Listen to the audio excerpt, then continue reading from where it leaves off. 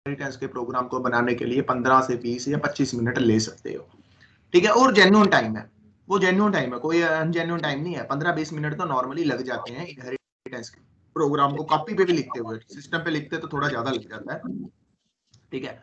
वो आपसे 15-20 मिनट में तो सारी C++ पूछ लेगा, ठीक है। उसको उसी से पता लगे। तो अपने थ्योरेटिकल चीजों को ऑब्जेक्ट ओरिएंटेड के कॉन्सेप्ट में थ्योरेटिकल चीजों के ऊपर अच्छी पकड़ बनाओ। लेकिन क्वेश्चन ये है कि थ्योरेटिकल को अब याद कैसे रखोगे।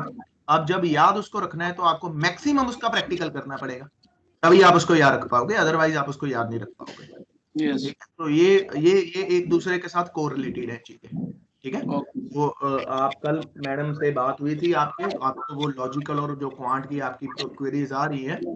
हाँ जी सर, वो आज से क्लास है सर, 4 से 5, 3 से 4 है आई गेस। आज क्लास है? यस सर, शाम को है सर, 3 से 4। कौन ले रहा है, कौन ले रहा है? सर ये तो नहीं पता, हमें तो सिर्फ ये इन्फॉर्मेशन मिली है कि your classes will be from tomorrow for quant and aptitude. अच्छा, पता नहीं, मैं जो बंदे का नंबर दिया है उससे बात हुई है कि नहीं हुई है, तो मुझे नहीं पता, ठीक है। लेकिन एक बार, क्योंकि कल भी मैंने भी एक अपने बंदे का नंबर दिया है जो ओके सर। मेरी कंपनी का ही है, तो प्रोबेबली शायद अगर उसके साथ हुई होगी उनकी बात, तो मेरे पास अभी कोई अपडेट नहीं है, ठीक है। कितने दिन के लिए बोला उन्होंने क्लासेस? सर अभी तो कुछ नहीं बोला है सर, और स्पेशली बोले जो टेक महिंद्रा भी ड्राइव आएगी कहते उसकी प्रिपरेशन करवाएंगे, ये बोल रहे थे। अच्छा अच्छा, टेक महिंद्रा की ड्राइव कब है? अभी तो सर कोई डेट नहीं, अभी तो हमें अभी तो रजिस्ट्रेशन ही किया अभी उसमें। अच्छा, एक काम करो आप, कोई भी एक दो बच्चे अपनी ड्यूटी लगा लो कि टेक महिंद्रा में जो टेक्निकल क्वेश्चन पूछे गए हैं आप एक ओके बार उनकी लिस्ट बना के मुझे शेयर कर दो, ठीक है। Okay sir. तो मैं उन सबको एक बार क्लास के अंदर, आपकी लाइव क्लास के अंदर थोड़ा सा पढ़ के फिर मैं डिस्कस कर दूंगा कि इसमें ये आपको अगर ऐसा क्वेश्चन आए तो इसका ऐसा, क्योंकि ये काम आप ही का है कि ढूंढना आपको पड़ेगा, क्योंकि मैंने भी नेट पे ढूंढना है, आपको भी नेट पे ढूंढना है। बाकी अगर मेरा कोई लिंक में हुआ स्टूडेंट, ठीक है, तो उससे मैं पूछ लूंगा, लेकिन मेरे को लगता नहीं कि सीजी, एक मिनट में पूछता हूँ इनसे। हाँ जी, एक बात बताओ वर्टिका और सोनी, सीजीसी में टेक महिंद्रा आती है?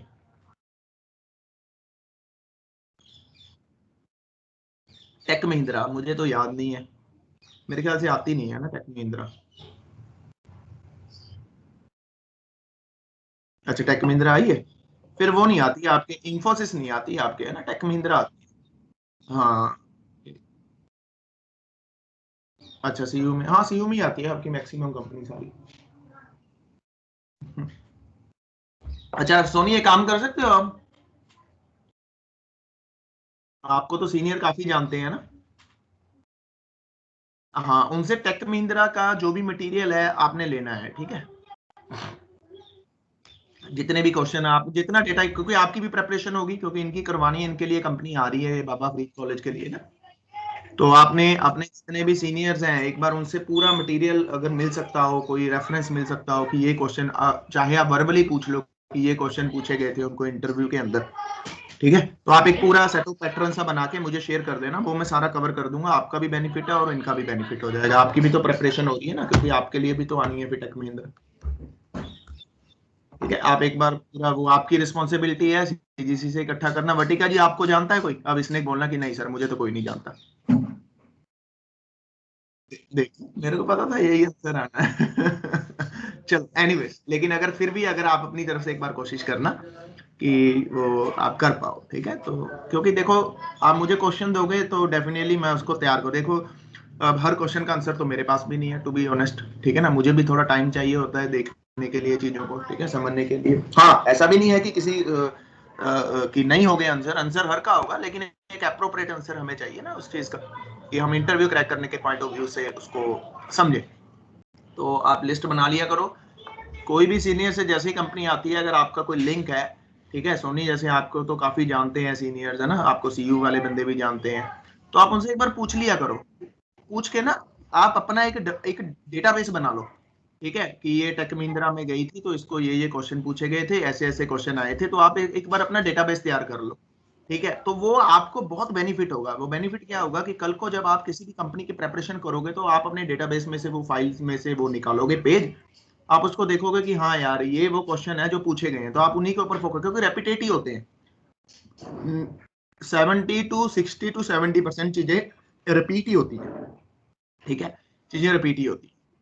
तो कोशिश करो कि आप ऐसा कुछ करो, ठीक है, तो उससे आपको भी बेनिफिट होगा, प्लस आपके क्लासमेट्स को भी बेनिफिट हो जाएगा, ठीक है। तो ये करो, ये आपकी रिस्पॉन्सिबिलिटी है सोनी, जितने भी सीनियर्स, क्योंकि आपके कैंपस में तो वैसे भी आई सपोज 100 से 120 कंपनी, क्या कहते हैं, हाँ ठीक है, ठीक है, क्योंकि आप हर जो भी आपका सीनियर आपको लगता है कि ये सीनियर रेगुलर है, ठीक है, ये हर ड्राइव में बैठता है या बैठती है, ठीक है, उससे रोज फोन करके पूछो, उसको इरिटेट कर दो, कोई चक्कर नहीं है, उसकी भी प्रेपरेशन हो रही है ना, उसकी भी प्रेपरेशन हो रही है, उसको भी चीजें याद आ रही हैं, अच्छा ये पूछा गया था, अगली बार वो ये चीजें याद करके जाएगा, क्योंकि आपके कैंपस में कंपनीज आती हैं, 100-120 कंपनीज आई सपोज आ जाती हैं सीएससी और इसी वालों के लिए, ठीक है। तो देखो सीधी सी बात है, सोनी, जो होस्ट होता है उसको बेनिफिट तो मिलता ही है, जो जो सच है वो सच है। अगर मेरे घर में मेहमान आएगा तो वो मेरी बात पहले मानेगा ना, आपकी बात नहीं ना मानेगा, मेरे गवांडियों की बात नहीं ना मानेगा, क्योंकि वो मेरे घर में आया हुआ है, समझ रहे हो ना बात को। तो ये हमेशा होगा ही होगा, जो होस्ट कॉलेज होगा, ठीक है, जो पूरा तैयारी कर रहा है, ठीक है, जो कंपनी को लेके आ रहा है, उसको उसको उसको प्रॉपर उसको फैसिलिटीज दे रहा है, हॉस्पिटैलिटी दे रहा है, तो कंपनी भी हमेशा उसकी बात मानती है, इसमें तो कोई दो राय नहीं है, हम इसको निगलेक्ट नहीं कर सकते। लेकिन हाँ, आपके केस में ऐसा है क्योंकि सीयू, सीजीसी, लांड्रा, झंझेड़ी, ये तीनों एक ही कैंपस है और तीनों के मालिक भी सेम है। तो इस वजह से, मालिक सेम होने की वजह से क्या होता है कि सीजीसी झंझेड़ी वालों को भी थोड़ी सी प्रेफरेंस मिल जाती है और लांड्रा वालों को भी थोड़ी सी प्रेफरेंस मिल जाती है। ऐसा नहीं है कि वन साइडेड है, प्योरली बायस्ड है। कुछ परसेंट आप बोल सकते हो, जैसे 70-30 बोल सकते हो, हाँ 70-30 आप बोल सकते हो, लेकिन आप ये नहीं बोल सकते कि 100% बायस्ड है, ऐसा नहीं होता कभी भी, ठीक है, क्योंकि कंपनी आती है, उसको भी अच्छा बच्चा चाहिए ना, अब उसको नहीं पता है, क्योंकि उस टाइम पे आप ये तो कभी नहीं बोलते कि मैं सीयू से हूँ या सीजीसी झंझेड़ी से हूँ या मैं लांड्रा से हूँ, सब अपने आप को सीयू प्रेजेंट करते हैं वहां पे, है ना। तो उनको भी ये होता है, कंपनी वालों को भी ये होता है कि यार हमें एक ऐसा बच्चा मिल जाए, ठीक है, जो जो अच्छा बच्चा हो। हर कंपनी अच्छा बच्चा ढूंढती है, वो आती है प्लेसमेंट कैंपस करने, तभी है कि हमें एक अच्छा बच्चा मिल जाए। वो डजेंट मैटर कि वो सीजीसी से है, वो लांड्रा से है, या वो झंझेड़ी से है, या वो चंडीगढ़ यूनिवर्सिटी से है, इवन चाहे वो बाबा फरीद से है, दैट डजेंट मैटर, वो मैटर नहीं करता, ठीक है। हाँ, लेकिन होस्ट कॉलेज के लिए थोड़ी सी प्रेफरेंस जरूर रहती है कि यार वो, क्योंकि उनके साथ खाना वाना खाते हैं जब बंदे, तो आप ऑटोमेटिकली अच्छी इंटरेक्शन हो जाती है, वो थोड़ा सा बोल देते हैं, सर हमारे बच्चे हैं, थोड़ा सा आप वो कर लेना। लेकिन अब उसमें बेनिफिट आपको लोगों को भी मिलता है, अब उसको क्या पता कि ये सीयू का बच्चा है कि सीजीसी झंझेड़ी का, क्योंकि आप तो प्रेजेंट सीयू ही करते हैं सारे। तो ये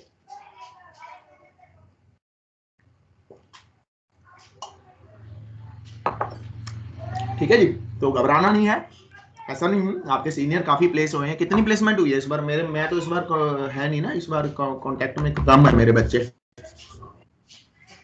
तो। हाँ जी सोनी, कितनी प्लेसमेंट हुई है इस बार? हो रही है अच्छी खासी?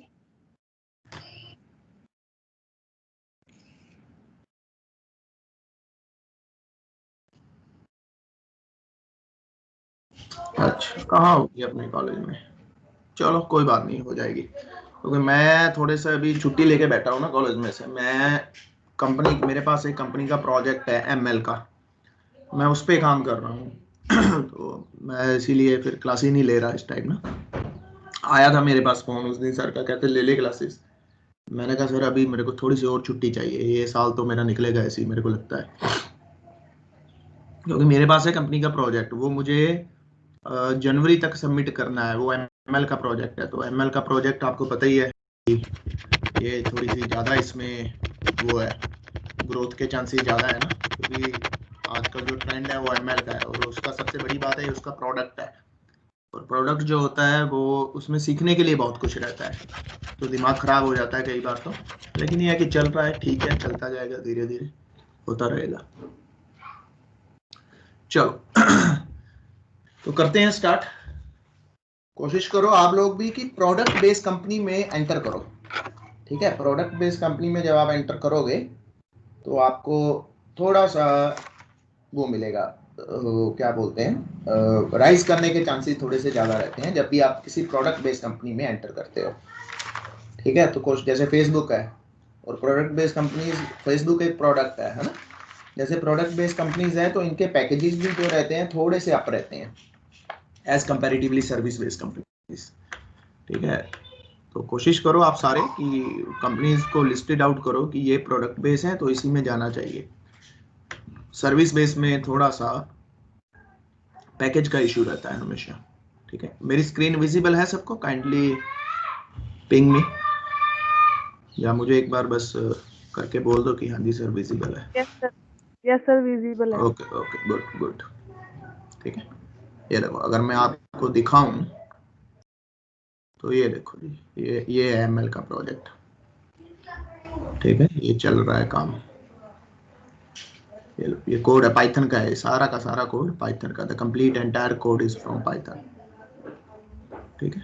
तो ये देखो ये चल रहा है, ये चल रहा है सारा, ठीक है। तो ये इसमें यही रहता है सब कुछ, डॉक्यूमेंटेशन तैयार करनी होती है हर एक चीज़ की, हमने क्या किया ये देखो, ये हमने हर जो भी काम किया है उसके ऊपर हम लिख रहे हैं, ठीक है। हम लिख रहे हैं, ये NLP का प्रोजेक्ट है, ठीक है। ये NLP का प्रोजेक्ट है, ये देखो हर एक चीज़ की documentation that you have to write, ठीक है। फिर उसको आगे सबमिट करना होता है, क्योंकि ये चीज़ें ही है, ये सब सीख लेता है बंदा, ठीक है। ये जो डॉक्यूमेंटेशन है ये आपको कोई भी ट्रेनिंग इंस्टीट्यूट नहीं सिखाता, कोई भी ये चीज़ नहीं सिखाता। वो आपको प्रोसेस लगाना सिखा देगा, लेकिन ये चीज़ों ये इंपॉर्टेंट है, ये चीज़ें, ये जो भी आप सब डिस्कशन, उसके बाद ये इम्प्रूविंग अपॉन सोल्यूशन, ठीक है। तो ये पूरा तैयार करके आगे सबमिट होना, क्योंकि इंडस्ट्री में जब जाता है तो ये ऐसे जाता है, ऐसे नहीं चला गया कि सीधा आपने किया और लगा के भेज दिया, नो नो नो। या तो आपको प्रेजेंटेशन बनानी पड़ती है, और हर जो भी आप नोटबुक है ये अभी डेवलपमेंट फेज पे है, फिर ये जाएगा टेस्टिंग फेज पे, फिर ये जाएगा प्रोडक्शन फेज पे, तो ऐसे होता है, ठीक है। अभी ये डेवलपमेंट स्टेज पे है, फिर ये टेस्टिंग पे जाएगा, फिर ये जाएगा प्रोडक्शन पे, फिर ये जाएगा सॉरी टेस्टिंग पे, फिर ये जाएगा प्रोडक्शन पे। तो ऐसे करके निकलती हैं चीजें, ठीक है। दिमाग खराब हो जाता है कहीं, क्योंकि इसमें ना कोड देखो, कोड कुछ भी नहीं है अगर देखा जाए, कोड बहुत कम है। अब एक चीज करने के लिए देखो, ये पूरा पूरा ग्राफ बनाने के लिए जो मुझे कोड लगा है ये 1 लाइन का कोड है, ठीक है, ठीक है जी। उसके बाद ये देखो कितना है, 10 लाइनों का कोड है हार्डली, तो उसमें भी ये कमेंट ही है, 4-5 तो कमेंट ही है, ठीक है। तो ये मतलब क्या है कि इसको सोचने में टाइम लगता है, ये फील्ड ऐसा है, ये डेटा एनालिटिक्स फील्ड ऐसा है कि इसमें सोचने के लिए, डेटा को समझने के लिए इतना दिमाग खराब हो जाता है कि आप ये लगा के चलो कि बस कीमत ही इसी की है, ठीक है। और ये जो चीजें हैं, ये डॉक्यूमेंटेशन इज वेरी इंपॉर्टेंट, हर चीज के बारे में एलैबोरेट करना, दैट्स वेरी इंपॉर्टेंट, ये बहुत इंपॉर्टेंट है, क्योंकि ये चीज है जो इंडस्ट्री मांगती है, आपको ये चीज करनी पड़ती है, ठीक है ना। ये चीज करके आपको देना ही पड़ेगा, आप बिना इसके नहीं एक्सेप्ट होता है। ML का जो प्रोडक्ट है या इसके प्रोजेक्ट की बात करो, तो आप जब तक डॉक्यूमेंटेशन ना लिखो तो ये आपका आगे एक्सेप्ट नहीं होता। तो ये लिखनी बहुत जरूरी है, क्योंकि जो अब मेरा मान के चलो जो हेड है, मान के चलो उसको नहीं कुछ पता, उसको कुछ नहीं पता, ही don't know machine learning, just understand my step. वो क्या करेगा, अगर उसको बेसिक नॉलेज भी होगी तो वो देखता रहेगा, पढ़ता रहेगा, अच्छा क्या लिखा है। अब आप एक लाइन को पढ़ के देखो, कहता अब इसमें पढ़ के देखो, आपको खुद समझ आ जाएगा, okay good prediction, let's take the look of the correct prediction that our model able to based on the information in the tweets, ठीक है। Tweet ID this one mention the word airline air travel which might have help to the model to identify the correct. देखो खुद ब खुद पढ़ के समझ आ रही है लाइन, ठीक है। ये देखो all mention word are which are really confusing to classify even for a human reader as well. तो बंदे को आइडेंटिफाई हो रही है, वो ऊपर जाएगा, ये ट्वीट देखेगा और उसके बाद उसको आइडेंटिफाई करेगा, अच्छा ये वो ट्वीट है या ये वो टेक्स्ट है बेसिकली, कि जो किसी पर्सन को इवन ह्यूमन बीइंग को समझने के लिए बड़ी डिफिकल्टी है कि ये किस किस कॉन्टेक्स्ट में बात कर रहा है, ठीक है। जैसे फॉर एग्जांपल ये, अब यहाँ पे इसने जस्ट लिखा डिसअपॉइंटेड, ठीक है। तो इसको अब मैं अगर आपको बोलूं डिसअपॉइंटेड, आप कभी प्रेडिक्ट नहीं कर पाओगे किस चीज को लेकर के मैं डिसअपॉइंटेड हूं, है ना। मैंने सिर्फ इतना लिख करके छोड़ दिया दैट आई एम डिसअपॉइंटेड, लेकिन आपको पता ही लगेगा कि ये ह्यूमन नहीं रीड कर सकता तो मशीन कहां से रीड कर लेगी। तो ये सब चीजें हैं, ठीक है, ये सब चीजें हैं। तो ये काफी लंबी गेम है। तो ये आजकल का चल रहा है, ये ट्रेंड है आजकल, मशीन लर्निंग, डेटा एनालिटिक्स, ठीक है, ये चल रहा है। तो ये सब चीजें आजकल के दौर में है, ठीक है जी। चलो एनीवेज, लेकिन हमारा जो टारगेट है, तभी जब मैं कोड लिखता हूँ आप देखो खुद सोचो ना, अब इतना कोड मैंने इसमें लिख रहा हूँ, ठीक है ना। अब ये सारा कोड मैं इसमें पाइथन में लिख रहा हूँ, लेकिन एकदम से जब सी प्लस प्लस में लिखना पड़ता है, देखो यहाँ पे कोई सेमी कोलन नहीं है, कोई कुछ नहीं है, आप बिंदास कोड लिखो और चलते जाओ, आपका काम चलता जाता है, ठीक है। लेकिन यहाँ पे अब सी प्लस प्लस में जब मैं करता हूँ तो ऑब्वियस है, तो मिस्टेक्स हो जाती है मेरे से, ठीक है। तो काइंडली उसको इग्नोर कर देना, वो सिंथेटिकल मिस्टेक्स हैं, क्योंकि एकदम से दूसरी बिल्कुल टोटली डिफरेंट लैंग्वेज पे आना अपने आप में ही चैलेंज है एक, ठीक है, कि एक लैंग्वेज करते करते आप दूसरी लैंग्वेज में आ रहे हो एकदम से। तो ऑब्वियस है, जो जितना मर्जी बड़ा बंदा हो, जितना मर्जी एक्सपीरियंस पर्सन हो, उसको ये दिक्कत आएगी आएगी, क्योंकि जब आपका फ्लो पाइथन में, आप दिन रात पाइथन में काम कर रहे हो, तो एकदम से 2 घंटे के लिए मैं आपको बोलूँ सी प्लस प्लस, आपको कॉन्सेप्ट्स आते हैं, सब कुछ आता है, लेकिन जब आप लिखते हो तो आपके माइंड में इधर से ही कुछ आ जाता है। आपने देखा होगा जब मैं लिखता हूँ तो कई बार पाइथन से ही कुछ लिखना चालू कर देता हूँ, ठीक है। जैसे कल कमेंट था, पाइथन में कमेंट ऐसे होता है, मैंने ऐसे कर दिया, ठीक है, लेकिन सी प्लस प्लस में ऐसे होता है।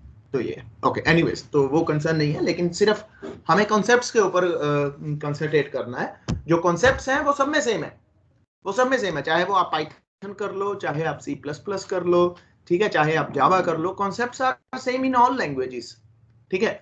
उसको लिखने का तरीका, इम्प्लीमेंटेशन करने का तरीका थोड़ा सा अलग है। तभी देखा होगा आपने कि जब वो फ्रेशर्स को हायर करते हैं, अब मान के चलो मैं काम जावा में कर रहा हूं या मैं काम पाइथन में कर रहा हूं, ठीक है, मैं फ्रेशर्स को हायर कर रहा हूं, मैं बोल देता हूं सी सी प्लस प्लस आनी चाहिए, ठीक है, कि ये आपको आनी चाहिए। क्यों? उसका कारण क्यों? क्योंकि देखो सी सी प्लस प्लस अच्छे से आती है ना, वो पर्सन किसी भी लैंग्वेज को इजीली सीख लेगा, कोई बड़ी बात नहीं है।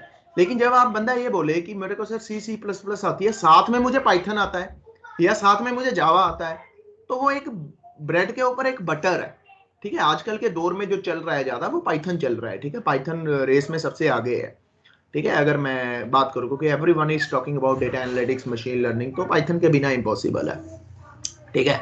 और अगर मैं डेटा एनालिटिक्स की बात करता हूं, तो अगर आप मान के चलो मेरी एक कंपनी है डेटा एनालिटिक्स, ठीक है, मैं काम करता हूं मशीन लर्निंग में, डेटा एनालिटिक्स में, ठीक है जी। अब यूएस डाटा टेक्नोलॉजी है, मैं हायरिंग के लिए जा रहा हूं, ठीक है, मैं हायरिंग के लिए जा रहा हूं। तो हायरिंग के लिए अगर मैं जा रहा हूं, तो मैं, ठीक है जी, मेरे को पता है कि आप लोग स्टूडेंट्स हो, है ना, आप लोगों को मशीन लर्निंग नहीं आती, ठीक है, लेकिन आजकल बच्चे इतने स्मार्ट है, वो सब कुछ कर रहे हैं, खुद अपने आप से कर रहे हैं, everyone is learning by their own. तो अब मैं बच्चों को बोलूंगा, अच्छा ठीक है, मेरे को कॉलोनी ने फोर्स कर लिया यार कि हमारे कैंपस में आओ, बच्चा बहुत अच्छा है, आपको अच्छा मिलेगा।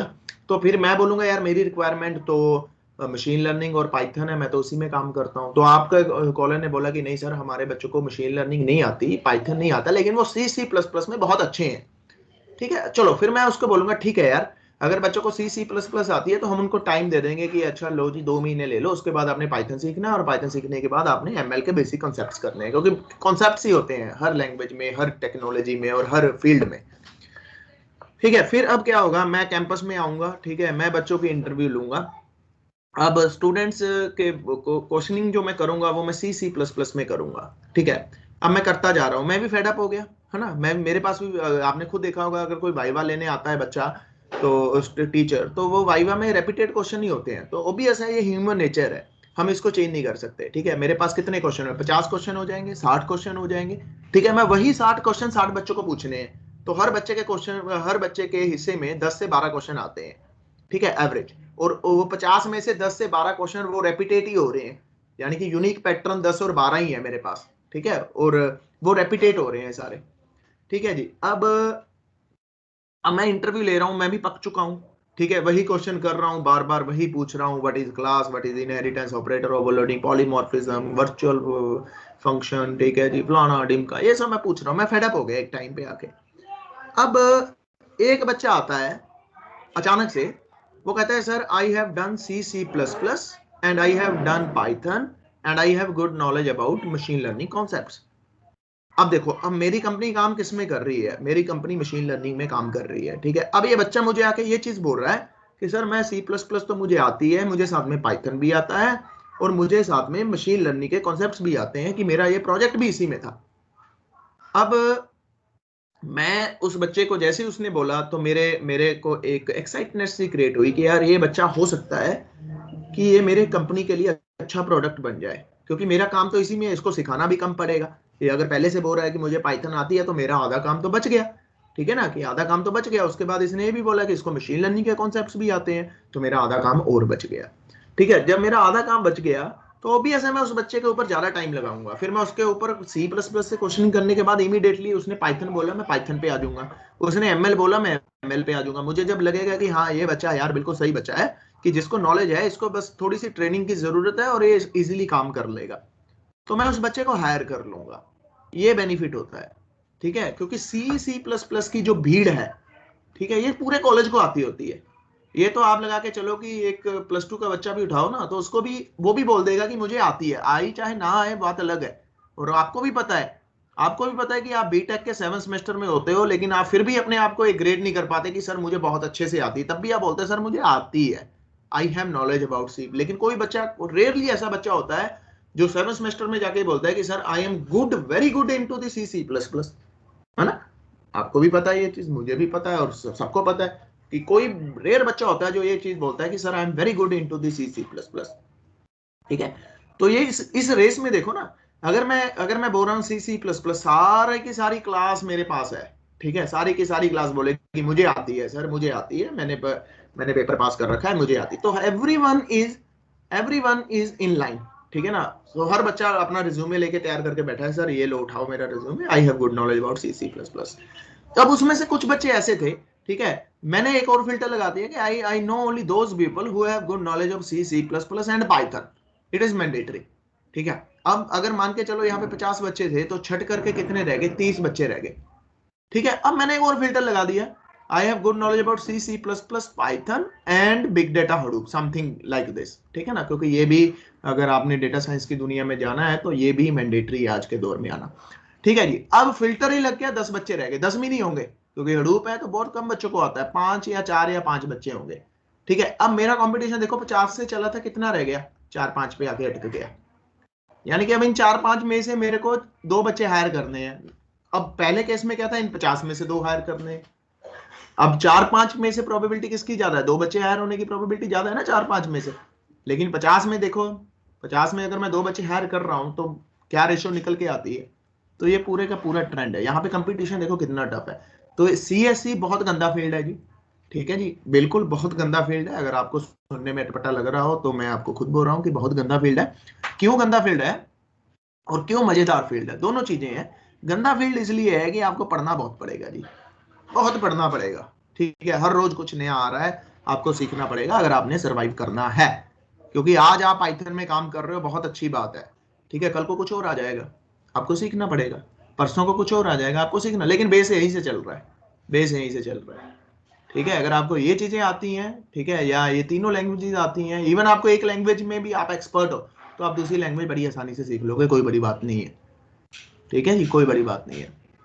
तो ये आपको मजेदार फील्ड ऐसे है कि इसमें सीखने के लिए बहुत कुछ है, ठीक है। गंदा फील्ड इसलिए कि आपको सीखना बहुत कुछ पड़ेगा। आंसर दोनों डिप्लोमेटिक से हैं, ठीक है जी। अगर आप इंटरेस्टेड हो कि हाँ मुझे बहुत कुछ पढ़ना है तो CSC में घुसो, और इंजॉय भी बहुत है इसमें, पैसा भी अच्छा है, ऐसी बात नहीं है कि आपको पैसा नहीं है, पैसा काफ़ी है इस फील्ड में, ठीक है। अगर आपके पास नॉलेज है, आपके पास कैपेबिलिटीज हैं, तो आप जितना मर्जी पैसा कमा लो, कोई दिक्कत वाली बात नहीं है। क्योंकि आजकल जो हॉटेस्ट फील्ड है वो डेटा एनालिटिक्स है, ठीक है, और ये 10-15 साल कहीं नहीं जाने वाला, वो बढ़ेगा, ठीक है, क्योंकि डेटा जनरेट होता रहेगा, ये फील्ड आगे बढ़ता रहेगा, इसकी शॉर्टेज आती रहेगी बंदों की, तो ये मतलब one of the best field for now days, ठीक है।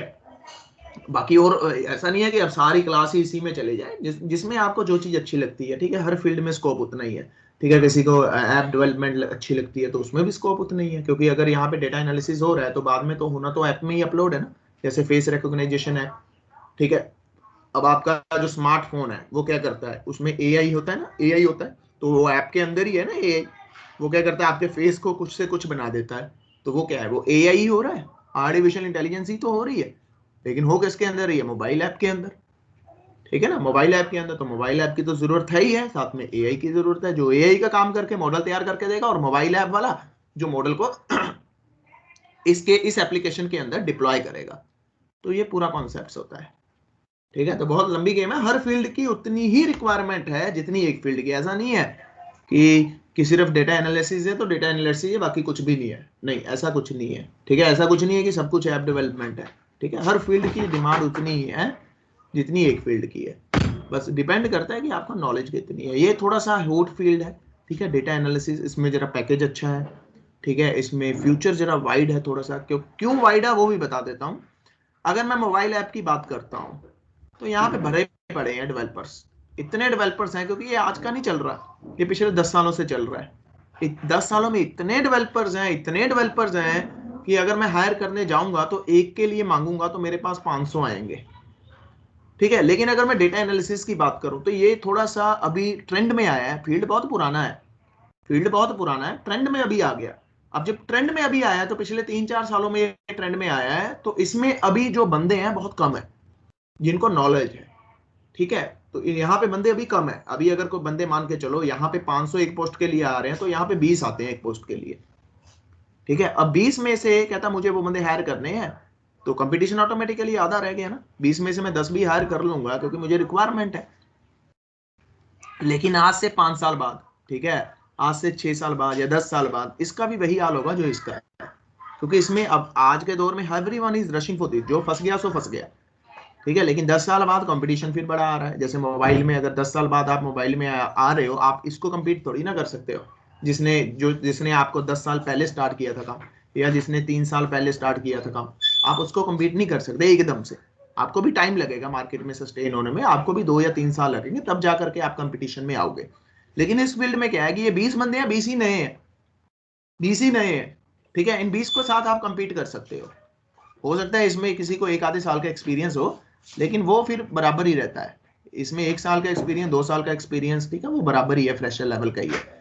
लेकिन जब तक आपको इसमें 5 साल का एक्सपीरियंस नहीं होता इस डेटा एनालिसिस में, ठीक है, डेटा साइंटिस्ट में, तब तक ये लगा के चलो कि तब तक ऑप्शंस बहुत है, ठीक है, अपॉर्चुनिटीज बहुत है। क्योंकि 5 साल के बाद फिर आपकी डिमांड भी ज्यादा हो जाती है, ठीक है। फिर कंपनी वैसे भी आपको छोड़ती नहीं है। अगर आपने कंपनी में 5 साल लगा लिए तो आपने उसको 5 साल दे दिए, उसके पता नहीं 5 साल में आपने कितना पैसा उसको कमा के दे दिया, तो वो कंपनी कभी आपको फिर छोड़ती नहीं है, ठीक है। तो ये पूरी की पूरी गेम है। ऐसा नहीं है कि आपको सिर्फ एक ही चीज सीखनी है, आपको सीखना पड़ेगा जी, बहुत कुछ सीखना पड़ेगा। लेकिन ऐसा भी नहीं है हर चीज में एक्सपर्ट होना है। लेकिन हाँ, जो आपकी बुनियाद है, जैसे आप 3 लैंग्वेजेस, 2 तो देखो आनी चाहिए आपको, ये तो आपको आनी ही चाहिए, इसके बिना तो राइज है ही नहीं, ठीक है। उसके बाद आती है पाइथन या जावा, ठीक है। फिर चॉइस आपकी है। अगर आपने सॉफ्टवेयर डेवलपमेंट में जाना है तो जावा करो, अगर आपने data analysis, machine learning, big data में जाना है तो पाइथन को ऑप्ट करो, क्योंकि जावा के साथ मशीन लर्निंग पाइथन नहीं होती। और मैं ये भी बता देता हूँ, जावा के साथ मशीन लर्निंग और डेटा एनालिटिक्स बहुत कम कंपनीज करती हैं, ठीक है। मैं ये भी बता देता हूँ, यहाँ पे जो पैकेज है, यहाँ पे जो आपको जॉब मिलेगी सॉफ्टवेयर डेवलपर की मिलेगी, ठीक है। सॉफ्टवेयर डेवलपर के लिए जो पैकेज रहता है मैक्स टू मैक्स 5 लाख है, ठीक है। पाइथन में डेटा एनालिसिस की जॉब मिलेगी, ठीक है, या मशीन लर्निंग की मिलेगी, या पाइथन में आजकल वेब डेवलपमेंट भी बहुत चल रहा है, उसका भी डिमांड अच्छी है। तो यहाँ पे जो आपको जॉब मिलेगी वो अप्रोक्सीमेटली, देखो डेटा एनालिसिस और मशीन लर्निंग में स्टार्टिंग थोड़ी सी टफ है, ये भी मैं बोल रहा हूँ। लेकिन अगर आप यहाँ पे अगर मान के चलो मैं आपको सिनेरियो बताता हूँ, थोड़ा सा टाइम लेता हूँ, उसके बाद टॉपिक्स पे आता हूँ, ठीक है। आपके ये भी थोड़ा डाउट ही रहता है, पाइथन और जावा, ठीक है। तो यहाँ पे जो बनी है जावा, ये ERP के लिए बनी है, ठीक है, सॉफ्टवेयर डेवलपमेंट के लिए बनी है, ठीक है जी। या आप लगा के चलो जावा स्क्रिप्ट कर लो और वेब डेवलपमेंट कर लो, ठीक है, समथिंग लाइक दिस। उसके बाद आपको एंगुलर नोड अगर आता है तो फिर आपका पैकेज बहुत अच्छा है। ये बनी, इसकी जो पब्लिसिटी है, data analysis, machine learning, big data, ठीक है जी। और उसके बाद आपका जाता है वेब डेवलपमेंट, जेंगो के साथ या डी जेंगो जो भी आप बोलते हो उसके साथ कर सकते हो, या फ्लैश के साथ कर सकते हो, ठीक है। तो ये सब चीजें हैं, ये इस फील्ड है। ये अगर आपकी रिक्वायरमेंट इस फील्ड में है तो इस फील्ड में जाओ, अगर आपकी रिक्वायरमेंट इस फील्ड में जाओ, ठीक है। अगर मैं बात करूं यहाँ पे आप लग गए सॉफ्टवेयर डेवलपर, ठीक है जी। सॉफ्टवेयर डेवलपर अगर आप बन गए तो आपको जो पैकेज रहेगा वो लगा के चलो, बहुत अच्छी कंपनी है तो 5 लाख, ठीक है। नॉर्मल कंपनी है तो 3, 2.5 से 3, है ना, 2.5 से 3 लाख, ठीक है जी। तो ये आपका ये इसमें ये ट्रेंड है, ठीक है। यहाँ पे अगर 1 साल बाद आपको राइज मिलता है, ठीक है, मान के चलो आप 5 के पैकेज पे लगे थे, 1 साल बाद आपको इंक्रीमेंट मिला तो आपको 5.5 होगा, ठीक है जी, 5.5 होगा, ठीक है। अगर 3.5, 2.5 और 3 के बीच में लगे हो तो 2.75 हो जाएगा, ठीक है। 1 साल की बात कर रहा हूँ, आफ्टर 1 ईयर एक्सपीरियंस, ठीक है। तो ये इसका प्रोग्रेस बार है, ठीक है, प्रोग्रेस पाथ है कि आप जाओगे सॉफ्टवेयर डेवलपर में, क्योंकि आपको जब हायरिंग होगी जावा के बेस पे तो सॉफ्टवेयर डेवलपर ही होगी 90%। ठीक है, अब बात करते हैं इस तरफ, ये data analysis, machine learning, big data. यहाँ पे पहले तो कॉन्सेप्ट ये है कि थोड़ी सी जॉब लेनी टफ है। ठीक है, टफ है, अब ऐसा नहीं है कि टफ का मतलब ये नहीं, टफ इसमें भी है, टफ इसमें भी, ऐसा नहीं है कि इसमें बड़ी आसानी से मिल जाती है, इसमें भी टफ है, इसमें भी टफ है। ठीक है, दोनों में जॉब लेनी तो टफ है ही है, क्योंकि आपको बेसिक फंडामेंटल्स क्लियर होने चाहिए। ठीक है, अब अगर मान के चलो मैं डेटा एनालिसिस की बात कर रहा हूँ, ठीक है, और मशीन लर्निंग की बात कर रहा हूँ, चलो आपने एफर्ट्स मार दिए, आपको नॉलेज बहुत अच्छी थी, ठीक है, आपने प्रैक्टिकल कर रखा था, एक कंपनी ने आपको हायर कर लिया फॉर एग्जांपल 15,000 पर मंथ पे, मैं बड़ी लोएस्ट ही बात कर रहा हूँ, मिनिमम, ये तो बहुत कम बात कर रहा हूँ मैं। ठीक है, मैं सिर्फ ये बोल रहा हूँ कि मान चलो आपने बेसिक नॉलेज थी और आपको 15,000 पर मंथ पे आपको सैलरी पे रख लिया किसी ने, आपने एक साल पूरा काम किया यहाँ पे, 1 year as a ML engineer. ठीक है, आपने इतना सीख लिया, आपने एक प्रोडक्ट बना के कंपनी को दे दिया, या उसको एक डेटा में से इनसाइट्स निकाल करके आपने उसको दे दिए। ठीक है, अब आप एक साल बाद यहां से अब दूसरी कंपनी में स्विच मार रहे हो। ठीक है, पहले तो ये कंपनी आपको छोड़ेगी नहीं, ठीक है, लेकिन अब 15 है, ठीक है, 15,000 दे रही है, तो इसका मतलब ये तो नहीं है नहीं कि आपको एक महीने का 1 लाख कर देगी, ऐसा नहीं है, कर भी सकती है अगर आपका काम बहुत जबरदस्त था। ठीक है, तो ऐसा भी नहीं है।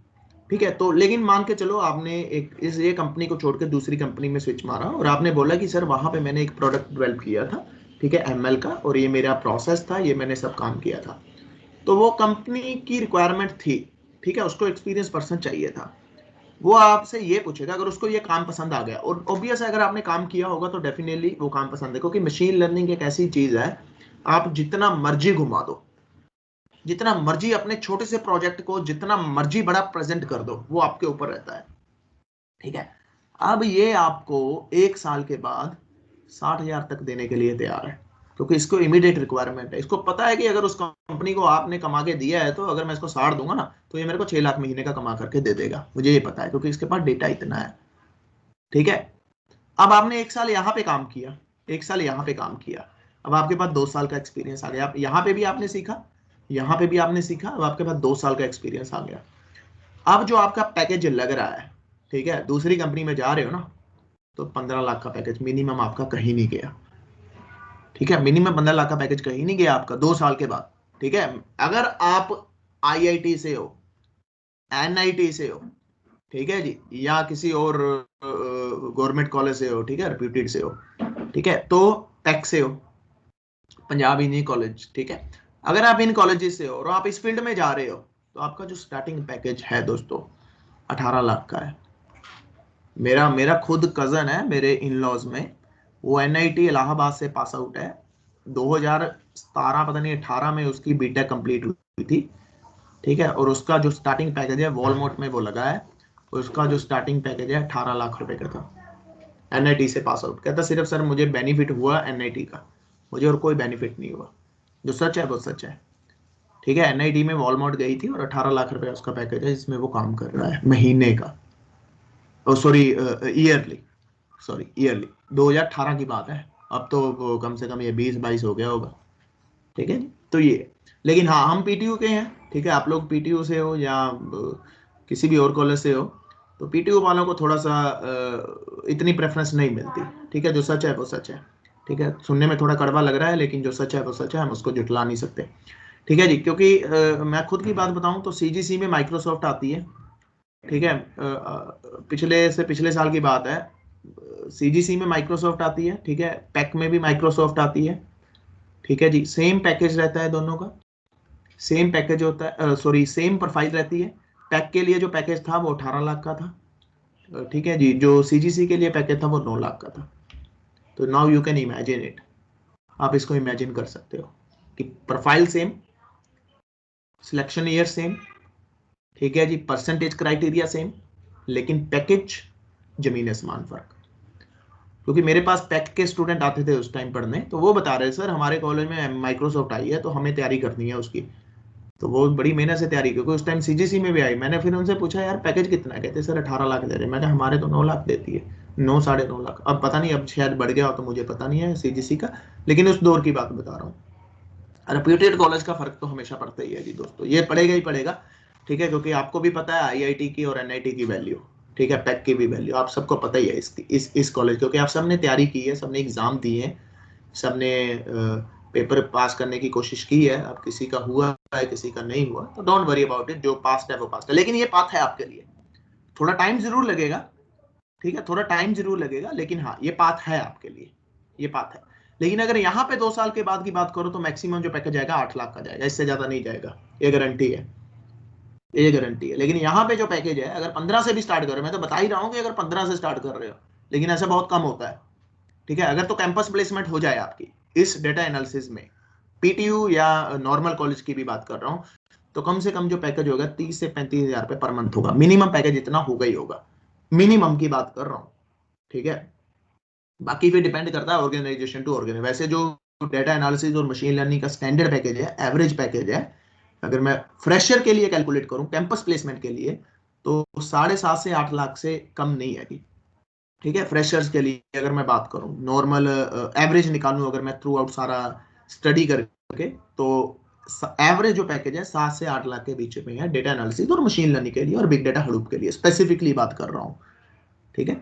ये तो मैं आपको बता रहा हूँ, अगर मिनिमम आपकी मान के चलो कैंपस में से भी नहीं प्लेसमेंट होती, बाहर से होती है, तो मिनिमम 15 तो कहीं नहीं गया ना, चंडीगढ़ में भी इवन मिल ही जाता है, चंडीगढ़ में थोड़ी सी कंपनीज कम है, ठीक है, लेकिन अगर दिल्ली दिल्ली की बात करो तो 15 तो खैर कम है, 20-25 मिल जाएगा। अगर 15 भी मिल जाए तो मैं कहूंगा कि चले जाओ, कोई दिक्कत नहीं है, अगर आपकी कैंपस प्लेसमेंट नहीं होती, ठीक है, क्योंकि कैंपस प्लेसमेंट में पैकेज हमेशा थोड़ा सा अप रहता है, ठीक है। और अगर आपकी कैंपस प्लेसमेंट नहीं होती तो आपको कोई 15 भी दे ना, तो आंखें बंद करके चले जाओ। मैं तो कहता हूं अगर 10 भी दे डेटा एनालिसिस और मशीन लर्निंग में, तब भी आप चले जाओ, उसको बोलो कोई बात नहीं सर, मैं 1 साल काम करूंगा, बस 1 साल उस रास्ते में से निकलना है।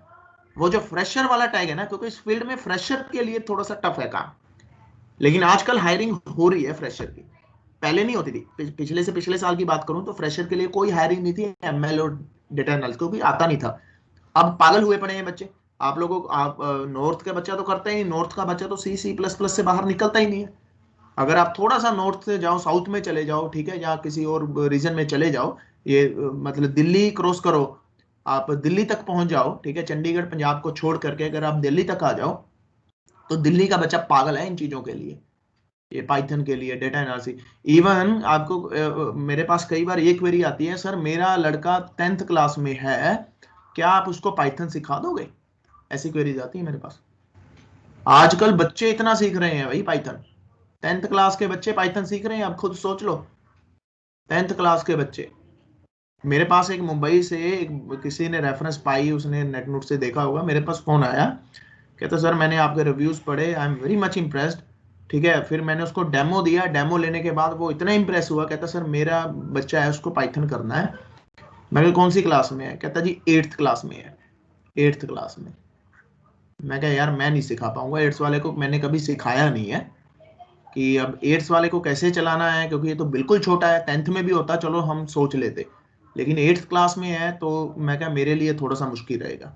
10th वाला होता तो मैं फिर भी उसको बोल देता कि हाँ यार ऐसे कर ले, क्योंकि 10th वाले ने थोड़ा बहुत कंप्यूटर किया होता है, ठीक है, उसने C++ अपने स्कूल लेवल में या वो डोस्ट वाले में जो हम करते थे काम, वो देखा होता है, ठीक है। लेकिन अब 8th वाला बच्चा है, उसने तो मेरे को लगता नहीं, फिर मैंने उसको मना किया, मैंने कहा नहीं सर 8th वाले को तो मेरे लिए बहुत डिफिकल्ट है कराना, मैं कैसे समझाऊंगा। कहता सर पैसे डबल ले लो कोई दिक्कत नहीं है।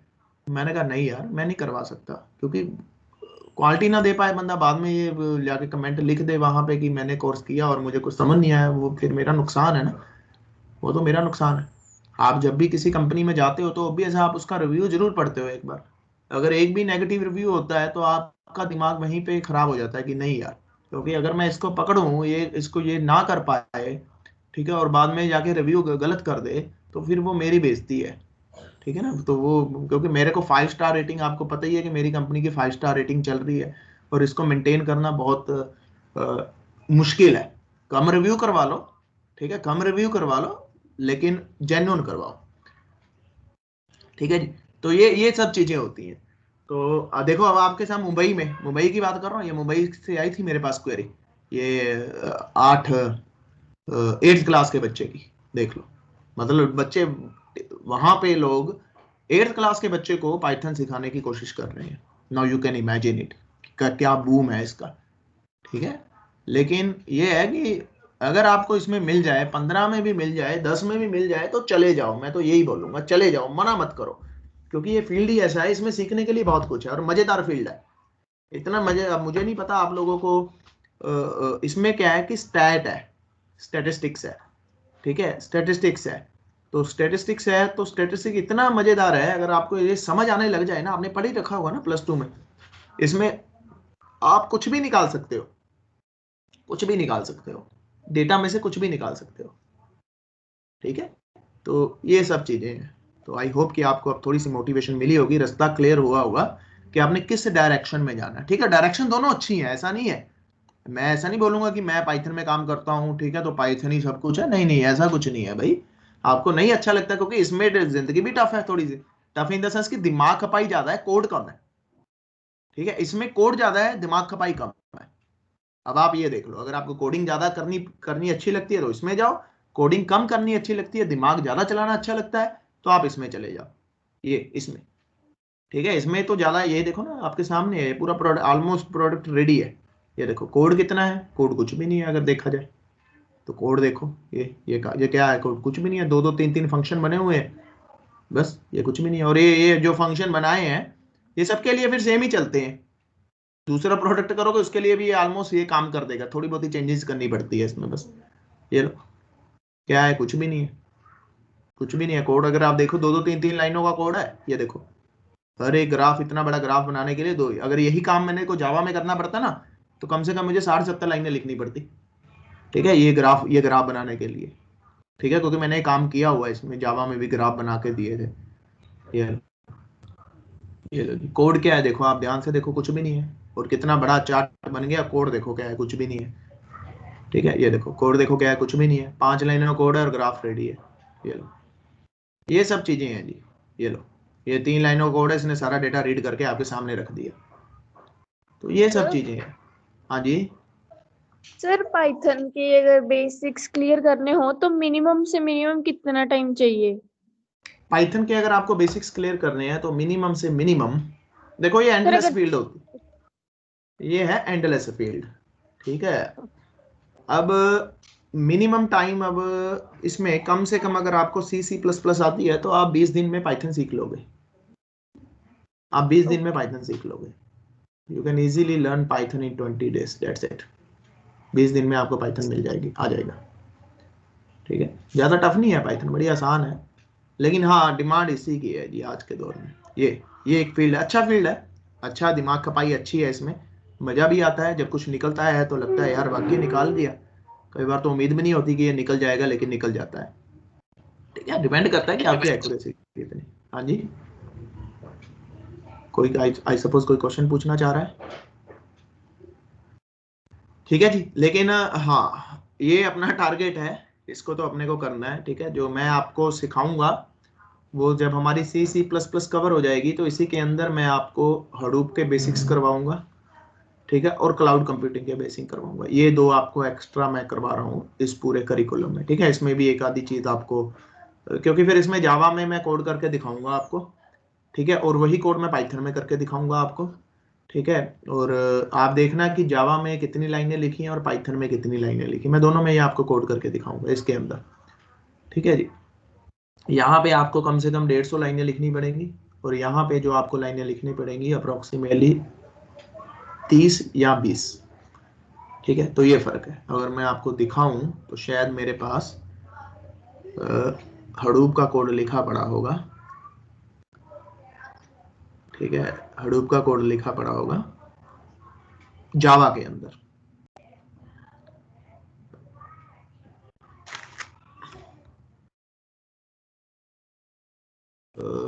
यहाँ पे पता नहीं अब कहाँ है, यहाँ पे ये हडूप, ये लो, ये लो, ये सारा जो कोड है ये आपका उसका है, ये हडूप का कोड है जी। ये सारी जो कोडिंग है ये हडूप की है। तो इसमें जो रियल टाइम प्रोजेक्ट है उसका कोड दिखाता हूँ आपको, ये वाला,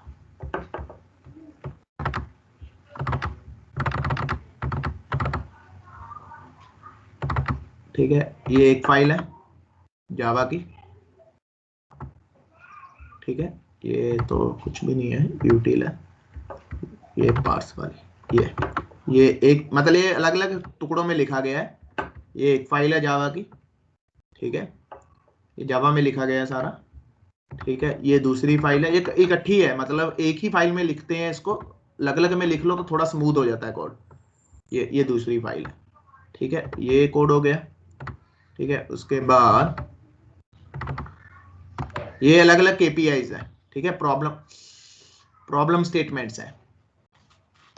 ये मतलब कि जो टास्क है वो जैसे आपको बोला गया है कि वो करना है, ठीक है, कि ये काम निकालना है, तो ये उसकी एक फाइल का कोड है, ठीक है। ये उसकी दूसरी फाइल का कोड है। अगर एक ही में लिखोगे तो आप कम से कम, तो आपको ये लगा के चलो ये कितनी लाइनें लिखनी पड़ रही हैं, ठीक है। लेकिन इसका जो मेन कोड उठ के आ रहा है वो यहाँ से आ रहा है, ये यहाँ से इस क्लास को इंपोर्ट किया हुआ है, इस पैकेज को, ठीक है, पार्स को। तो ये पार्स पैकेज को इंपोर्ट करके तो उसमें कोड फिर कम हो गया, इसको एक अलग फाइल में लिख के उसको वहां पे हमने उस पैकेज में बना करके उसको इंपोर्ट कर लिया था। तो ये है, तो ये एक रियल टाइम यूज केस है, ठीक है, वेबलॉग्स का। ये काफी पुराना है, ठीक है। तो ये कोड है। अब अगर ऐसे ही काम कुछ आपको उसमें करना है, पाइथन के साथ करना है, तो वो भी दिखा देता हूँ, ठीक है। तो कोड से बाहर जाते हैं, पाईस्पार्क,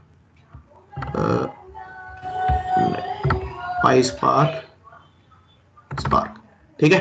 अब देखो, अब इसमें मैं आपको दिखाता हूं, कोर में दिखाते हैं पहले, ठीक है। तो ये लो,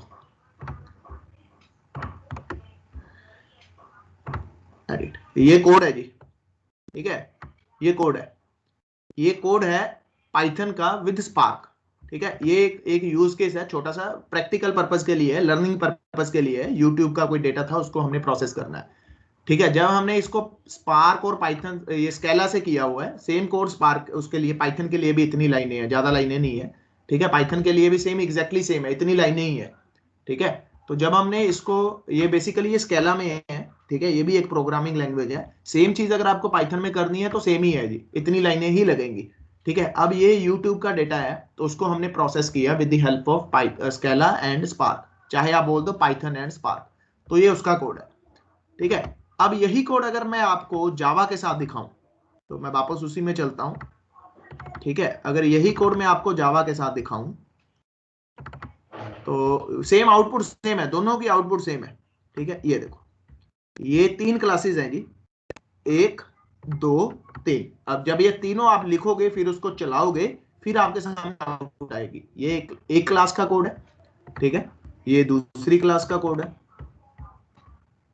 ठीक है, ये दूसरी क्लास का कोड है, ठीक है, और ये है आपका तीसरी क्लास का कोड, ये लो, ठीक है। तो ये अप्रोक्सीमेटली आपकी जो लाइनें बनी हैं, अगर मैं तीनों को मैच करूं तो 150 प्लस लाइनें जा चुकी हैं, ठीक है। क्योंकि देखो 30-40 तो इसी में है, ये डेटा है, ये डेटा है जी, ये डेटा है जिसको आपको प्रोसेस करना है, ठीक है। इसमें से आपको इनसाइट्स निकालने हैं, तो ये सारा डेटा है, ठीक है। अब इसको जब मैं जावा के साथ कर रहा हूं, तो ये देखो, तो मेरे को कितनी लाइनों का कोड लिखना पड़ रहा है, तो ये देख लो अब कितनी लाइनें हैं, अब काउंट कर लो, ठीक है। नीचे आ जाओ, नहीं आया, नहीं लिखा आया, ठीक है। तो अप्रोक्सीमेटली लगा के चलो कि 150 नहीं तो 120 लाइनें तो है ही है ना इसमें। और यही काम जब हमने स्केला से किया या पाइथन से किया विद हेल्प ऑफ स्पार्क, ठीक है, तो अभी आपको उसका आउटपुट दोनों की सेम आएगी, एग्जैक्ट सेम आएगी, आउटपुट दोनों की एग्जैक्ट सेम आएगी, ठीक है। ये देखो, ये आउटपुट दोनों की एग्जैक्ट सेम है, कोई भी फर्क नहीं है जी। वहां पे भी अगर आपने ध्यान से देखा होगा तो एक फाइल होगी रिड्यूस, एक फाइल होगी मैप, है ना। तो यहाँ पे वो काम देख लो एक फंक्शन में हो रहा है जी, और वहां पे वो काम आपको अलग फाइल लिखनी पड़ रही थी। तो ये फर्क है, तभी इंडस्ट्री में जो यूज होती है ये पाइथन बहुत यूज होती है, डेटा एनालिसिस, मशीन लर्निंग, ठीक है जी, बिग डाटा एंड हडूप। क्योंकि देखो काम मेरा कितना जल्दी है, क्लाइंट मेरे को मांग रहा है जी मुझे आधे घंटे में आउटपुट चाहिए, लो जी 15 मिनट का काम है, 15 भी ज्यादा है, 10 मिनट का काम है। लेकिन उसमें अगर मैं बात करूंगा तो उसमें कम से कम मुझे लगा के चलो 15 मिनट तो कोड लिखने में ही लग जाएंगे, ठीक है। तो ये फर्क है, ये फर्क है, ठीक है, ये सब चीजें हैं जी। ये जावा का भी कुछ पढ़ा है, पता नहीं क्या, ये देखो। अच्छा, ये अगर मैं आपको दिखाऊं, ये भी एक रियल टाइम प्रोजेक्ट है, ठीक है। ये जावा में बना हुआ है, ये जावा में बना हुआ है, ठीक है, ये जावा में बना हुआ है। सेम चीज आपको दिखाता हूँ, ये सेम कोड में आपको दिखाता हूँ। चलो मैं आपको थोड़ा सा बताता हूँ, ठीक है। क्लास आपकी बाद में शुरू करते हैं, क्योंकि आज छोटा सा टॉपिक करना है हमें। अब एक फ्रेमवर्क है स्पार्क, ठीक है जी। एक शायद आप लोगों ने अगर सुन रखा हो, एक स्पार्क, स्पेलिंग मिस्टेक हो गई, ठीक है, तो kindly ignore the spelling, SPARK है, ठीक है जी, स्पार्क। तो एक फ्रेमवर्क है स्पार्क, ठीक है। स्पार्क क्या है, कहता बिग डेटा को प्रोसेस करने के लिए इंजन है, ये एक इंजन है। Just understand my point. गाड़ी, ट्रेन होती है ना, ट्रेन होती है, ठीक है। ट्रेन के अंदर डब्बे हैं, मान के चलो, मेरी ड्राइंग एक तो बहुत बुरी है, ठीक है, ये डिब्बे हैं, ये ट्रेन के डिब्बे हैं, ठीक है। स्पार्क एक इंजन है, ये आपका इंजन है, ठीक है, ये एक इंजन है। अब कहता है ये एक इंजन है, इसको मैं लेमन टर्म में समझाता हूं। कहता है इसके साथ अगर आप लोकल ट्रेन लगा दोगे, लोकल ट्रेन बहुत स्लो चलती है ना, लोकल ट्रेन लगा दोगे उसको भी भगा देगा। इसके साथ आप शताब्दी लगा दोगे, उसको भी भगा देगा, ठीक है जी। आप इसके साथ मेट्रो लगा दोगे, इसको भी भगा देगा, ठीक है जी। ये एक इंजन है, यानी कि ये एक इंजन है जो बिग डेटा को प्रोसेस करने के लिए काम आता है। अब जब बिग डेटा की बात होती है तो सबसे पहले हडूप पिक्चर में आता है जी। अब अगर मैं इंडस्ट्री में आ जाऊं, मैं स्पेसिफिकली हडूप की बात करूं, तो हडूप और स्पार्क जो है सबसे बेस्ट कॉम्बिनेशन है। ये एक फ्रेमवर्क है, ये भी एक फ्रेमवर्क है। कहता दोनों को जोड़ के जो मेरे पास पावर बनती है, कहता ये स्टोरेज का काम करता है, ये प्रोसेसिंग का काम करता है, ठीक है। कहता इसमें जो डेटा स्टोर होगा वो आपका डिस्ट्रीब्यूटेड एनवायरनमेंट में डेटा स्टोर हो जाएगा, और इसमें जो डेटा होगा वो प्रोसेस होगा वो डिस्ट्रीब्यूटेड एनवायरनमेंट को, और तेरे को आउटपुट बहुत जल्दी मिल जाएगी। कहता है अगर इन दोनों का कॉम्बिनेशन, और अगर इंडस्ट्री की बात करो बिग डेटा एनालिटिक्स की, तो कहता है जो सबसे बेस्ट कॉम्बिनेशन है वो हडूप और स्पार्क का कॉम्बिनेशन है, one of the best combination. इसके अंदर आप मशीन लर्निंग भी कर सकते हो, करते हैं लोग, इसके अंदर भी करते हैं मशीन लर्निंग। ये आज के दौर का, अगर मैं बिग डेटा प्रोसेसिंग की सबसे जबरदस्त इंजन की बात, फ्रेमवर्क की बात करूं, तो Hadoop is the main framework. तो ये सबसे हीरो है जी, बिग डेटा की इंडस्ट्री का ये हीरो है आज के दौर में। कल का क्या हो जाए, नो बडी नोस, ठीक है। Hadoop is the hero for today, ठीक है। तो अब इसके अंदर जो है, कहता दो चीजों का कॉम्बिनेशन अगर मैं कर दूंगा, कहता अगर मैं ये इंजन, पहले पहले यहां पे चलता था मैप रिड्यूस, अगर आपने थोड़ा बहुत पढ़ा होगा तो आपको पता होगा, मैप रिड्यूस थोड़ा सा स्लो माना गया है, ठीक है। कहता है ये कॉम्बिनेशन कर दो, हडूप और स्पार्क का कॉम्बिनेशन कर दो, एक जबरदस्त प्रोडक्ट निकल के आता है। अब स्पार्क क्या है, कहता मैं इंजन हूं जी, मेरे को आप हडूप का डेटा दे दो, मैं उसको भी भगा दूंगा, ठीक है। मेरे को आप लोकल सिस्टम फाइल से डेटा दे दो, मैं उसको भी भगा दूंगा। मेरे से क्लाउड का डेटा दे दो, मैं उसको भी भगा दूंगा। मेरा काम है भागना, मैं भागूंगा। अब कहता है ये जो इंजन है, ठीक है, अब इसकी बात करते हैं। कहते हैं इसके अंदर जो आप कोड कर सकते हो वो 3 लैंग्वेजेस से या 4 लैंग्वेजेस से आप कर सकते हो। आपको अच्छी लगती है जावा, आप जावा से कोड कर दो। आपको अच्छा लगता है स्केला, आप स्केला से कोड कर दो। आपको अच्छा लगता है पाइथन, आप पाइथन से कोड कर दो। आपको कोई और लैंग्वेज अच्छी लगती है, आर अच्छी लगती है, तो आप आर से कोड कर दो, कोई दिक्कत नहीं है, कोई प्रॉब्लम नहीं है, मुझे कोई प्रॉब्लम नहीं है। लेकिन अगर मैं इंडस्ट्री की बात करूं, तो इंडस्ट्री के अंदर ये तो बिल्कुल नहीं होती स्पार्क के साथ, ये बिल्कुल नहीं होती, कोई भी बंदा नहीं करता। और यहां पे जो चांसेस है वो 10% चांस है आर के साथ। अब बात करते हैं दो लैंग्वेजेस की, स्केला और पाइथन की, ठीक है। अब ये दो लैंग्वेजेस हैं। अगर बाकी जो बचा आपके पास 50% कोड होता है स्केला के साथ, ठीक है जी। बाकी जो बचा है 40% कोड होता है पाइथन के साथ, ठीक है जी। लेकिन हमारे पास आगे जाना होता है मशीन लर्निंग। अगर मेरा प्रोजेक्ट डेटा एनालिसिस के साथ साथ मशीन लर्निंग भी है, ठीक है, तो यहां पे फिर प्रोबेबिलिटी हो जाती है 70% कि मुझे पाइथन ही ऑप्ट करके आगे बढ़ना है, ठीक है जी। अगर मैंने सिर्फ स्टक करना है सिर्फ डेटा एनालिटिक्स तक, तो कहता चॉइस है स्केला, चॉइस है पाइथन, ठीक है जी। अब अगर दोनों की मैं एवरेज निकालूं तो कहता 50% लोग इसमें काम करते हैं, डेटा सिर्फ only for the data analytics, ठीक है, स्पेसिफिकली। और 45% लोग इसमें काम करते हैं, 40 to 45%, ठीक है। लेकिन अगर अगर मुझे आगे मशीन लर्निंग भी करनी है, अगर मेरा फ्यूचर ये भी है कि साथ में मुझे मशीन लर्निंग जाना है, कहता फिर यहाँ पे जो प्रोबेबिलिटी बनती है वो 70 to 80 बन जाती है कि भैया 70 to 80% चांस है कि मैं पाइथन के साथ ही आगे बढ़ूंगा। ये कॉन्सेप्ट है। अब इसमें कोड आप जावा में भी कर सकते हैं। ये जो आपके सामने कोड लिखा गया है ये एक रियल टाइम प्रोजेक्ट है, ये जावा में भी लिखा गया है, ठीक है। फिर मैं इसका कोड आपको पाइथन के साथ भी दिखाता हूँ, पाइथन या स्केला के साथ होगा, ठीक है, क्योंकि उस टाइम मैं स्केला सीख रहा था। ये देखो ये जो फाइल बनी है 2016 में मैंने ये काम किया था, तो उस टाइम मैं स्केला करता था, ठीक है। आपने शेसोन भी ना रखा, उस टाइम स्केला का जोर ज्यादा था, ठीक है। स्केला क्योंकि डेटा एनालिसिस में ये स्केला स्पार्क के साथ यूज होता था तो उसका जोर थोड़ा सा ज्यादा था एज कंपैरेटिवली पाइथन, लेकिन अभी जो जोर है वो पाइथन का ज्यादा है। ट्रेंड चेंज होता रहता है, 2016 की बात है, आज 2020 है, ठीक है जी। ये देखो ये जावा में लिखा गया है कोड। मेरा सिस्टम थोड़ा सा स्लो रिस्पॉन्ड कर, ये जावा में लिखा गया है, ये लो जी, ये जावा में एक फाइल लिखी गई है, ठीक है।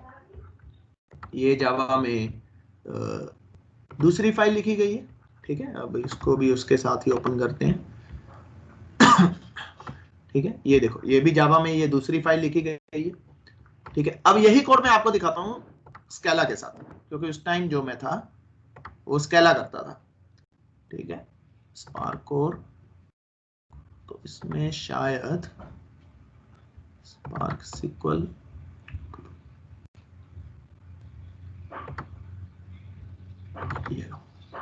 ये देखो ये रिटेल एनालिसिस, ठीक है।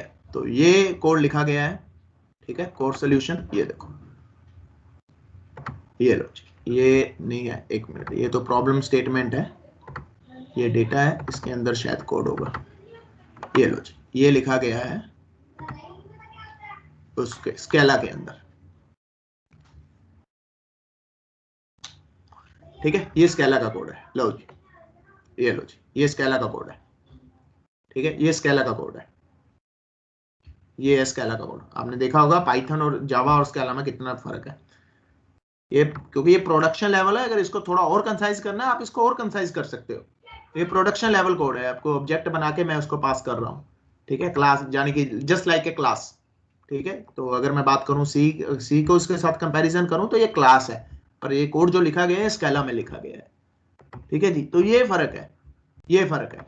इससे भी और कंसाइज हो सकता है, अगर मेरे को सिंपल एकदम से सोल्यूशन देना है तो मैं एकदम से भी सोल्यूशन दे सकता हूँ, ठीक है। तो एकदम से सोल्यूशन ये लो, ये नीचे इसके लिखे भी गए हैं, ये लो, ये सोल्यूशन 1, ये देखो ये सोल्यूशन 1, ठीक है, ये सोल्यूशन 2 और ये सोल्यूशन 3, ये लो जी। अगर यही काम मुझे हडूप के कोर में करना होता तो यहाँ पे कम से कम 150 लाइनें लिखनी पड़ती। अगर यही काम मुझे जावा के स्केला में करना होता तो कम से कम मुझे 30-40 लाइनें लिखनी पड़ती, 25 से 30 लाइनें मिनिमम लिखनी पड़ती। लेकिन वही काम जब मैंने स्केला और पाइथन से किया, सेम कोड है, पाइथन के लिए भी ऑलमोस्ट 90% कोड सेम है, ठीक है। तो वहां पे जो मुझे लाइनें लिखनी पड़ी, ये लो, प्रॉब्लम 1 के लिए इतनी, प्रॉब्लम 2 के लिए इतनी, ठीक है जी, प्रॉब्लम 3 के लिए इतनी। तो ये 3 कैटेगरी, ये मेरे पास डेटा है, ठीक है, ये रियल टाइम डेटा है जी। ये मेरे पास सिर्फ उस टाइम 2012 का डेटा था, ठीक है। तो मेरे को सोल्यूशन बना के देना था 12 के लिए, फिर सेम सोल्यूशन 13 के लिए चलता, 14 के लिए और 15 के लिए, फिर 16 के लिए, ठीक है। तो मुझे सोल्यूशन बना के देने थे, उन्होंने मुझे सैंपल डेटा 2012 का दे दिया था, तो उसमें से मुझे प्रिडिक्ट करके आगे भेजना था, ठीक है। तो ये रियल प्रोडक्ट था, 2016 की बात है, ठीक है। तो इसके लिए मुझे सोल्यूशन बना के भेजने थे, तो ये लो, फिर मैंने इसको थोड़ा और आसान करके बच्चों के लिए असाइनमेंट बना दी, क्योंकि इसमें जो सोल्यूशन कंप्लीट सोल्यूशन था वो थोड़ा सा लेंथी सोल्यूशन था, ठीक है। वो सोल्यूशन क्या था कि मुझे 2012, 13, 14, 15, ठीक है, 15 तक का था।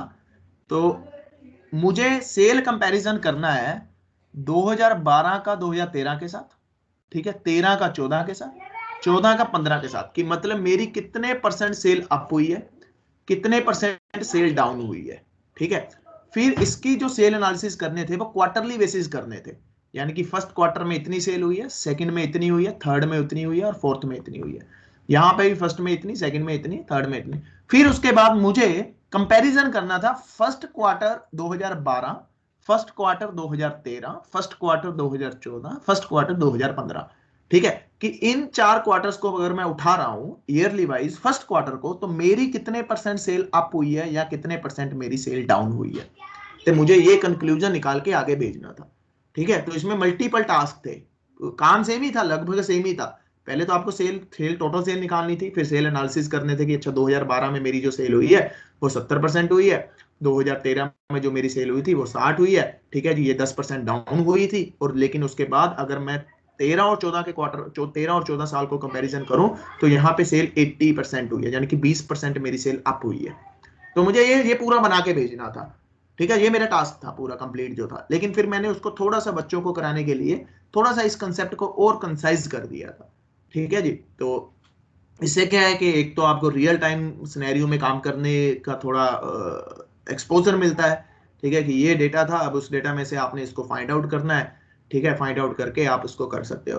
तो ये मैं प्रोजेक्ट आपको C++ में भी करवा, लेकिन मेरे पास C++ का सोल्यूशन नहीं है, तो मैं आपको फाइल हैंडलिंग करवा दूंगा, ठीक है, उसमें ये आपको डेटा दे दूंगा। ये पूरा सैंपल है, ये कम से कम 1000 रिकॉर्ड्स होंगे, यहाँ कहाँ पड़े होंगे, तो ये पूरा आपको सैंपल मैं दे दूंगा, ठीक है। और ये 3 प्रॉब्लम स्टेटमेंट आपको दे दूंगा कि आपको इसको C++ में इंप्लीमेंट करना है। और उसके बाद अगर आप बहुत ज्यादा अपने आप को फील करते हो कि हाँ मैं ठीक हूँ C++ में, तो उसके बाद ना एक ग्राफ लाइब्रेरी आती है C++ की, ठीक है, ग्राफ लाइब्रेरी आती है C++ की, या तो उसको यूज कर लेना, आप ऐसे ग्राफ बना देना, ठीक है, ये आप 3 स्टेटमेंट के ग्राफ बना देना, या फिर क्या करना, जो भी आउटपुट आएगी, मैंने क्या किया था, क्योंकि उस टाइम पे मुझे ये मैटप्लॉटलिब नहीं आता था, क्योंकि मैटप्लॉटलिब बहुत बेस्ट सोल्यूशन है ये ग्राफ बनाने के लिए, क्योंकि उस टाइम पे मुझे ये चीजें नहीं आती थी, ये जो है, ठीक है, ये आपके सामने है, ये एक लाइन का कोड है मैटप्लॉटलिब, ठीक है, तो ये चीजें मुझे नहीं आती थी, ठीक है। तो मैंने क्या किया था, मैंने ये जो डेटा था ये फाइनली मैंने एक फाइल में लिखा, और उस फाइल को मैंने एक्सेल में, ठीक है, इंपोर्ट कर लिया, क्योंकि आउटपुट तो फिर छोटी हो जाती है ना, उस डेटा को एक्सेल में इंपोर्ट किया, क्योंकि जो फाइनल आउटपुट आनी है वो तो हार्डली 4 लाइनों की आनी है, ठीक है। एक्सेल में इंपोर्ट करके मैंने फिर ग्राफ्स बना के आगे पीपीटी बना के वो प्रेजेंट कर दी थी। वो पीपीटी भी शायद कहीं पड़ी हो,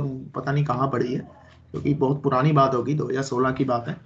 तो ये काम था तो आपके ऊपर है, अगर आपको ग्राफ लाइब्रेरी आती है, क्योंकि इसमें आती है C++ में आती है जी वो, ठीक है, GUI और ग्राफ बेस, मुझे नहीं आती टू बी ऑनेस्ट। अगर आप उसके ऊपर थोड़ा रिसर्च करना चाहते हो तो आप करना, ठीक है। जब हम ये करेंगे मैं आपको प्रॉब्लम स्टेटमेंट दे दूंगा, ये डेटा भी दे दूंगा, इवन आपको सैंपल डेटा दे ही नहीं सकता, लेकिन चलो कोई बात नहीं, दे दूंगा, ठीक है जी। अब उसके बाद आप क्या करना, 2 चीजें, या तो ग्राफ लाइब्रेरी यूज करना, या तो आउटपुट को फाइल में लिख लेना, ठीक है। लिखने के बाद आप उसको क्या करना, एक्सेल में उसके ग्राफ बना के आपका ये पूरा का पूरा एक अच्छा खासा C++ के अंदर फाइल हैंडलिंग का प्रोजेक्ट हो जाएगा, ठीक है जी। तो आप ये कर लेना, लेकिन मैं आपको कुछ और करवाऊंगा, ठीक है, मैं कोई और प्रोजेक्ट करवाऊंगा, क्योंकि इसका सोल्यूशन C++ का मेरे पास भी नहीं है टू बी ऑनेस्ट, क्योंकि मेरे पास जो सोल्यूशन है आपके सामने पड़ा है, ठीक है, C++ इसमें है, स्केला में है, ठीक है। दूसरा जो इसका सोल्यूशन पड़ा है वो जावा के अंदर पड़ा है, ठीक है, with the help of the map reduce. ये मैं आपको करवा सकता हूँ अगर आप करना चाहते हो, क्योंकि ये आपको स्केला नहीं आती तो नहीं हो पाएगा, लेकिन अगर जावा आती है तो मैं आपको ये करवा दूंगा, क्योंकि मैंने फिर ये यूज केस बना दिया था। लेकिन जब मैंने इसको प्रोसेस किया था तो मैंने हाइव यूज किया था, ठीक है जी, मैंने हाइव यूज किया था। हाइव में मैंने क्वेरीज बनाई थी, ठीक है जी, हाइव में मैंने क्वेरीज बनाई थी। मैंने जब इसको प्रोसेस किया था with the help of the hive किया था, ठीक है, क्योंकि उसमें काम थोड़ा सा आसान हो जाता है, उसमें काम थोड़ा सा आसान हो जाता है कि रेदर देन आपको कोड लिखने की बजाय एक ही लाइन में सारा सारा काम हो जाता है अगर आप स्ट्रॉन्ग हो, ठीक है। तो अगर आपने देखना है हाइव के भी इसका सोल्यूशन शायद शायद पड़ा होगा वो सोल्यूशन, क्योंकि सब कुछ मैं लिख लेता हूँ, क्योंकि इतना कुछ आपको रिटेन करना, याद रखना इज वेरी डिफिकल्ट, बहुत मुश्किल है, ठीक है, बहुत ज़्यादा मुश्किल है। तो मैं कोशिश यही करता हूँ कि जो मैं काम करता हूँ उसकी एक छोटी सी डॉक्यूमेंटेशन बना के अपने आप में रख लेता हूँ। ये देखो यही पड़ा है, ठीक है, ये देखो ये हाइव में पड़ा है, ठीक है, ये हाइव में पड़ा है, 2018 में बनाया फिर मैंने इसको, कंसाइज सोल्यूशन जो था, ये बच्चों के लिए होगा,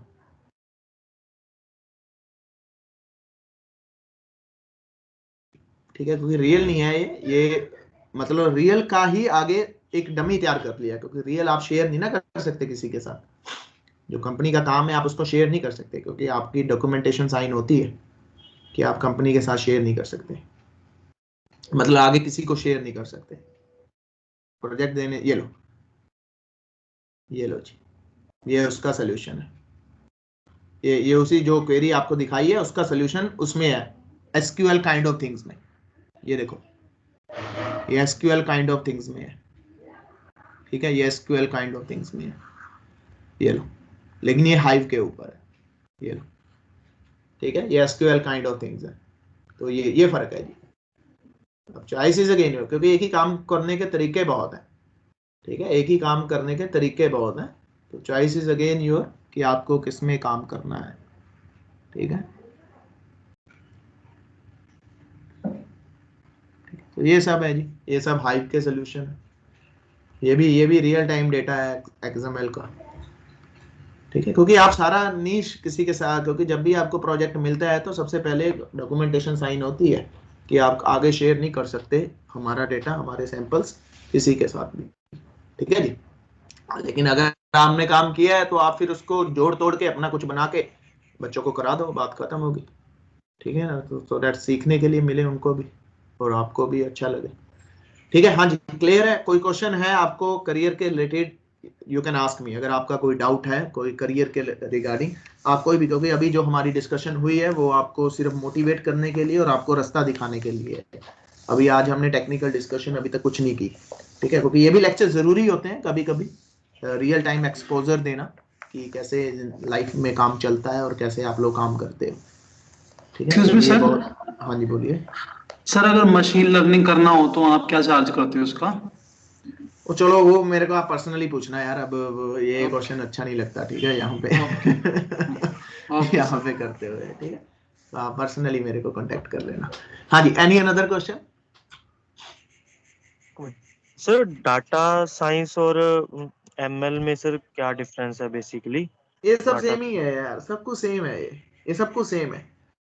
अब चलो अभी डाटा साइंस बेस है एमएल नहीं, का। अभी मैं आपको ये भी बताता हूँ, एक एग्जांपल के साथ समझाता हूँ, ठीक है। शायद मैंने आगे भी कभी आपको एग्जांपल दी हो, मुझे तो याद नहीं है, क्योंकि ये एग्जांपल मैं काफ़ी देता रहता हूँ, और शायद अगर दे रखी है तो ये आपके लिए पुरानी है। अगर आप पहली बार सुन रहे हो, इसको क्या हो गया, इसको क्या हो गया यार, ये भी अब रिस्पॉन्स कम करने लग गया।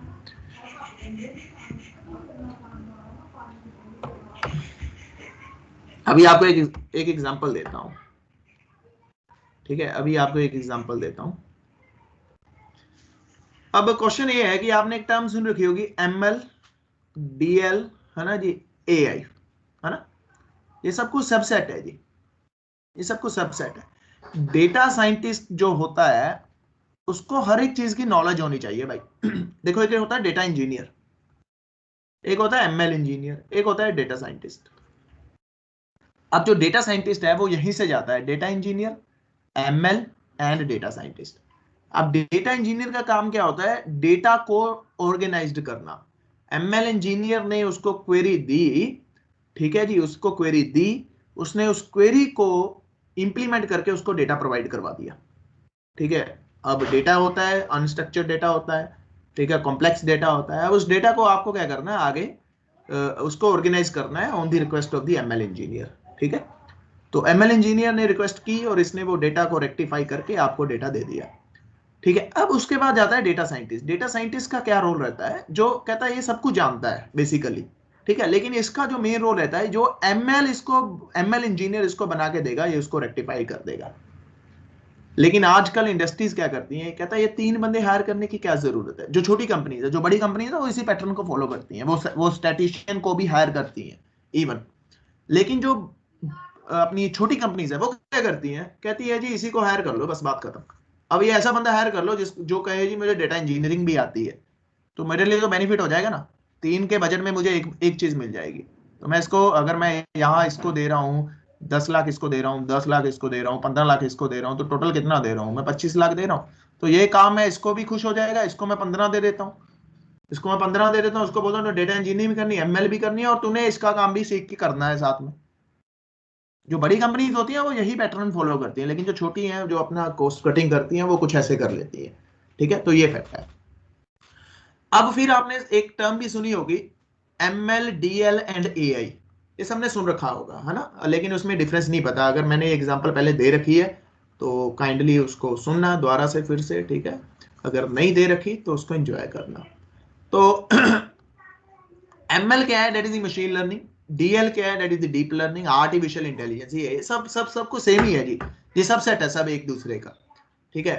तो अब ML जो है वो क्या है, आप सबने वो रोबोट मूवी देखी है, वो जो चिट्टी वाली है ना, चिट्टी वाली पुरानी, सबसे पुरानी, आई थिंक सबने देखी होगी। जस्ट रेज योर हैंड जिन्होंने देखी हुई है, yes just raise your hands जिन्होंने देख रखी है वो रोबोट मूवी, वो चिट्टी वाली है ना, पुरानी, जो सबसे पहले रजनीकांत वाली थी, अक्षय कुमार वाली नहीं, रजनीकांत वाली, क्योंकि अक्षय कुमार वाली तो मैंने भी नहीं देखी। हाँ, सबने ऑलमोस्ट देख रखी है, ठीक है। अब उसी के एग्जांपल लेके मैं आपको ये सारा कंसेप्ट समझाता हूँ क्या है, ठीक है। अब वो सबसे पहले एक मॉडल बनाता है, ML मॉडल बनाता है, सबसे पहले बेसिक मॉडल, है ना। वो बेसिक मॉडल प्रेजेंट करता है, वो फेल हो जाता है, वो कहते हैं ये मॉडल ठीक नहीं है, ये मॉडल बड़ा बेसिक, ये मॉडल ठीक नहीं है। फिर रजनीकांत क्या करता है, कहता है जो जो मॉडल बना था वो ML का बना था, ठीक है जी, ML का बना था। अब वो मॉडल बना के प्रेजेंट कर रहा है, वो मॉडल हो गया फेल। फिर वो आगे जाता है, उसको इंप्रूव करता है, अब उसके अंदर थोड़ी और कॉम्प्लेक्स एल्गोरिथम लगाता है, फिर वो कौन सा स्टेप हुआ, वो डीप लर्निंग का स्टेप हुआ, ठीक है। डीप लर्निंग की उसने उसको और इंप्रूव किया। अगेन वो फिर रिजेक्ट हो जाता है, कहता है इसमें इमोशंस नहीं है, इसमें इमोशंस नहीं है, ये तो अपने बंदों को मार देगा, इसको तो पता ही नहीं है अपना बंदा कौन है, इसको तो ये पता है मारना है, बस जैसे मारना है उसको मारना है, लेकिन इसमें इमोशंस नहीं है। वो उसको फिर और इंप्रूव करता है, तो वो क्या आता है, AI आता है। जब उसको वो और इंप्रूव करता है तो वो बनती है आर्टिफिशियल इंटेलिजेंस। वो क्या होता है, उसके अंदर इमोशन आने चालू हो जाते हैं, लेकिन आते कैसे हैं, अगर आपने वो मूवी देखी होगी तो आपको पता होगा कि वो ऐश्वर्या से प्यार करने लग जाता है, ठीक है, लेकिन उसके अंदर इमोशन आते कैसे है, वो सीखता रहता है, वो अपने अपने आसपास से, अपने आप से, अपने लोगों से वो सीखता रहता है, सीखता रहता है, सीखता रहता है, सीखता रहता है, वो सीखता जाता है, सीखता जाता है, सीखता जाता है। तो उसके अंदर ये जो AI का पार्ट है ये जनरेट हो जाता है, मतलब ये इसका मतलब ही यही है कि अपनी गलतियों से सीखना। अब उसके अंदर इमोशंस आ जाते हैं, ठीक है, जब उसके अंदर इमोशंस आ जाते हैं तो वो ऐश्वर्या से प्यार करना चालू कर देता है, ठीक है। तो वो कंसेप्ट क्या है, दैट इज द AI का मतलब क्या है कि मॉडल अपने बिहेवियर से सीख रहा है। कि मैं यहाँ पे, आप सीधी बात है, अगर आपकी बात करें, अगर मैं ह्यूमन बीइंग की बात करूं, आपके पास दो रास्ते हैं, आपके पास दो रास्ते हैं, एक रास्ता ये है, एक रास्ता ये है। आप पहले इस रास्ते पे गए, अब जब आप इस रास्ते पे गए आपने देखा यार यहाँ पे तो सड़क बहुत खराब है ना, सड़क बहुत खराब है, आप चले तो गए, आपको वो पनिशमेंट मिली, पनिशमेंट क्या मिली, आपको सड़क बड़ी खराब मिली, ठीक है। अब दोबारा आप फिर इसी पॉइंट पे आए हो, दोबारा आप अब आप इस तरफ नहीं जाओगे, आपको पता है यार इस तरफ सड़क खराब है, मैं इस तरफ जाऊंगा, इस तरफ सड़क क्या है बिल्कुल सही है। आपने कैसे सीखा, आपने अपनी गलतियों से सीखा, आपने अपने आप को इंप्रूव किया, ठीक है ना, आपने अपनी गलतियों से सीखते गए, आप अपनी गलतियों से सीखकर अपने आप को इंप्रूव करते गए, तो आप इस डायरेक्शन में जाओगे, कभी भी इस डायरेक्शन में नहीं जाओगे। तो ये भी कंसेप्ट वही है कि जैसे जैसे डेटा बढ़ता जाएगा ये अपनी गलतियों से सीखता जाएगा, ये सीखता जाएगा, ये अपने आप को इंप्रूव करता जाएगा। तो वो कंसेप्ट है आर्टिफिशियल इंटेलिजेंसी का, ठीक है। अगर मैं इसकी आपको एक और एग्जांपल दूं, जब आप नया मोबाइल खरीदते हो, है ना, तो आपका जो मोबाइल है, जब आप चैटिंग करते हो तो आपको वो परफेक्ट रिकमेंडेशन नहीं करता, वो आपको परफेक्ट रिकमेंडेशन नहीं देता जब आप चैटिंग कर रहे होते हो।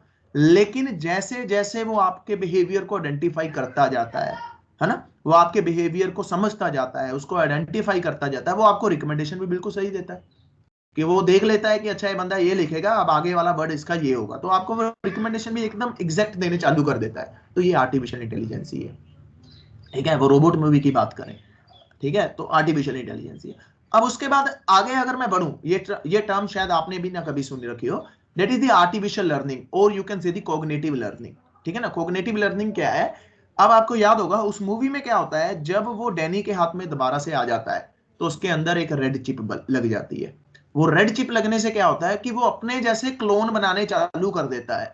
तो यानी कि जो मशीनें हैं वो अपने जैसी मशीनें बनानी चालू कर रही हैं, तो उस कंसेप्ट को हम बोलते हैं आर्टिफिशियल लर्निंग या कोग्निटिव लर्निंग। 2022 के बाद ये यहां तक तो बहुत काम हो चुका है, 2022 के बाद ये खत्म हो जाएंगी चीजें, मतलब खत्म इन द सेंस की थोड़ा सा नीचे आ जाएंगी।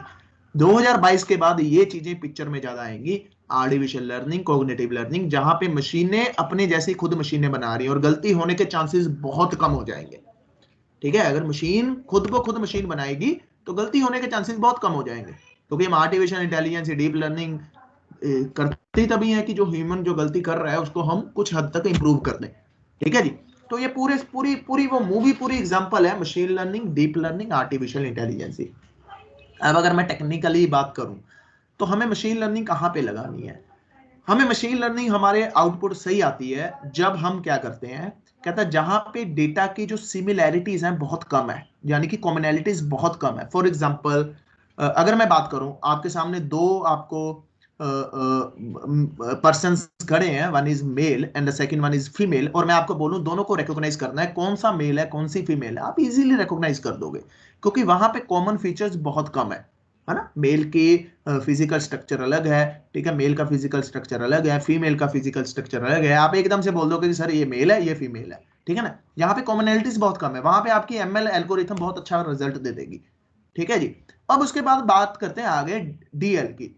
अब कहता है डीएल बेसिकली हम कहां पे यूज करते हैं, कंप्यूटर विजन में सबसे ज्यादा यूज हो रही है आजकल डीएल, ठीक है। फॉर एग्जांपल काला कमरा है, ठीक है, काला कमरा है, बिल्कुल डार्क रूम है, डार्क रूम में ब्लैक कलर की कैट बैठी है, आपको उसको देखना है, उसको ढूंढना है, ठीक है ना, उसको ढूंढना है। यहां दूसरा क्वेश्चन मैं ये लेता हूं, चलो इसी कॉन्टेक्स्ट में ले लेता हूं, रैबिट मेल और रैबिट फीमेल में आपको आइडेंटिफाई करना है कौन सा रैबिट मेल है कौन सी रैबिट फीमेल है, तो आप नेक्ड आई के साथ उसको इजीली आइडेंटिफाई नहीं कर पाओगे। क्यों? क्योंकि वहां पे जो कॉमन फीचर्स हैं, है ना, जो कॉमन फीचर कॉमनैलिटीज है वो बहुत ज्यादा है ना, बहुत ज्यादा है। It's very difficult to identify with naked eye the rabbit male and rabbit female, है ना। तो वहां पे आपको कौन सी एल्गोरिथम लेके जानी पड़ेगी, डीप लर्निंग, ठीक है जी। तो वहां पे डीप लर्निंग, ठीक है। तो यहाँ पे आपका आ गया, ये मुझे ज्यादा नॉलेज नहीं है इसके बारे में, ठीक है। तो इसकी यहाँ पे जो चलता है वो पनिशमेंट और रिवार्ड चलते हैं, ठीक है, behaviour algorithm something like this, कुछ ऐसी एल्गोरिथम चलती है, I am not sure about it. तो यहाँ पे क्या होता है कि जैसे जैसे मॉडल सही परफॉर्म करता जाता है तो उसको रिवार्ड मिलते जाते हैं, जैसे जैसे मॉडल गलत परफॉर्म करता है तो उसको पनिशमेंट मिलती है, तो वो समझता रहता है अपने आप को कि हाँ यार ये है ये है ये है, ठीक है। इंडस्ट्री में जो सबसे ज्यादा यूज हो रही है वो एमएल और डीएल आज के दौर में, ठीक है। आर्टिफिशियल इंटेलिजेंस भी यूज हो रही है, ऐसी बात नहीं है, लेकिन जो मैक्सिमम प्रोडक्ट है वो मशीन लर्निंग। मैंने जितना भी काम किया अभी तक, ठीक है, मेरे मशीन लर्निंग ने रिजल्ट बड़े अच्छे दे दिए, ठीक है। मुझे डीप लर्निंग पे जाने की जरूरत नहीं है। कारण क्या है? क्योंकि डीप लर्निंग को इंडस्ट्री भी प्रेफर नहीं करती। उसका कारण क्या है? एक तो इसको कंप्यूटेशन पावर ज्यादा चाहिए, ठीक है, और दूसरी बात यह है कि इसके अंदर ये ब्लैक बॉक्स है, इसमें पता ही नहीं क्या हो रहा है। यहाँ पे तो फिर भी चलो कुछ क्लैरिटी है, ठीक है जी, ये एल्गोरिथम लग के ये हुआ। यहाँ पे तो ये ब्लैक बॉक्स है, पता ही कुछ नहीं है, हिट एंड ट्रायल मेथड है, आपने डेटा दिया, अंदर अंदर पता नहीं आपने क्या किया, आपको भी नहीं पता आपने क्या क्या कर दिया, कैसे कैसे उसको इंप्रूव कर दिया, ठीक है, और आपकी आउटपुट आ रही है। लेकिन इसमें कॉम्प्लेक्सिटी जो है, जो कॉम्प्लेक्स जो प्रोसेसिंग पावर है थोड़ी सी हाई चाहिए एज कंपेरेटिवली मशीन लर्निंग।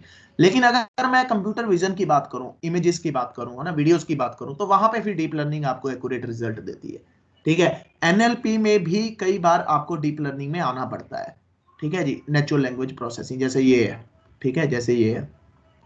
अब ये नेचुरल लैंग्वेज प्रोसेसिंग का ही सारा कॉन्सेप्ट है। तो इसकी अगर आपको लिखो, इसने जो मेरा ये मॉडल है इसमें मैंने मशीन लर्निंग लगाई और जो मेरी एक्यूरेसी आई है वो यहाँ कहाँ मैंने लिखी होगी, नीचे है, ठीक है। जो मेरी एक्यूरेसी आ चुकी है वो टेस्ट डेट के ऊपर, ये देखो 86 पॉइंट समथिंग आ चुकी है ट्रेन के ऊपर, ठीक है। और अगर मैं टेस्ट की बात करूं तो जो मेरी एक्यूरेसी है 0.85, तो मोर मच सफिशिएंट है, ठीक है। अगर मैं इसका मैं फ्यूचर लिखूं, अब इसको और आगे इंप्रूवमेंट की बात करूं, तो कहता है अगर इसके ऊपर मैं मोर कम्प्लेक्स एल्गोरिथम लगा देता हूँ, रैंडम फॉरेस्ट लगा देता हूँ, ग्रेडियंट बूस्टेड लगा देता हूँ, न्यूरल नेटवर्क्स लगा देता हूँ, तो ये डीप लर्निंग की एल्गोरिथम्स हैं सारी, ये वाली, ठीक है, ये भी काइंड ऑफ डीप लर्निंग ही है, ठीक है। तो अगर मैं ये चीजें लगा दूं इसके ऊपर, है ना, तो इसकी इंप्रूवमेंट हो सकता है कि ये बढ़ जाए, लेकिन गारंटी नहीं है, गारंटी नहीं। अगर मैं इसकी बात कर रहा हूं तो मुझे कंप्यूटेशन पावर भी फिर ज्यादा चाहिए ना थोड़ी सी, क्योंकि यहाँ पे जो मेरे पास डेटा था ये कम से कम 10 लाख रोज थी, 10 लाख का डेटा था, रिकॉर्ड्स थे,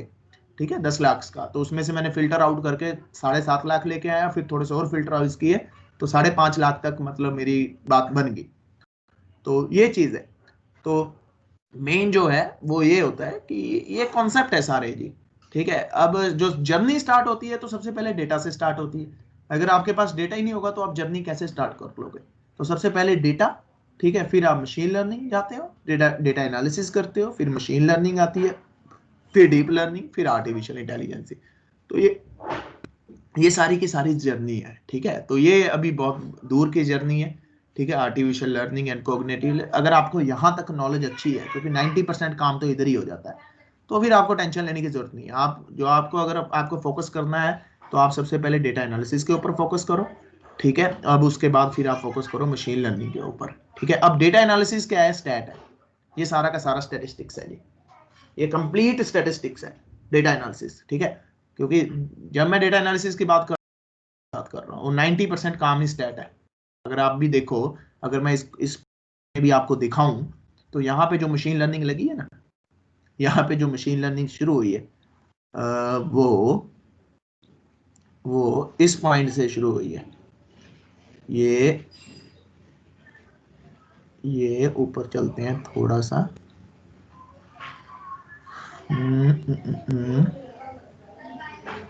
यहां से।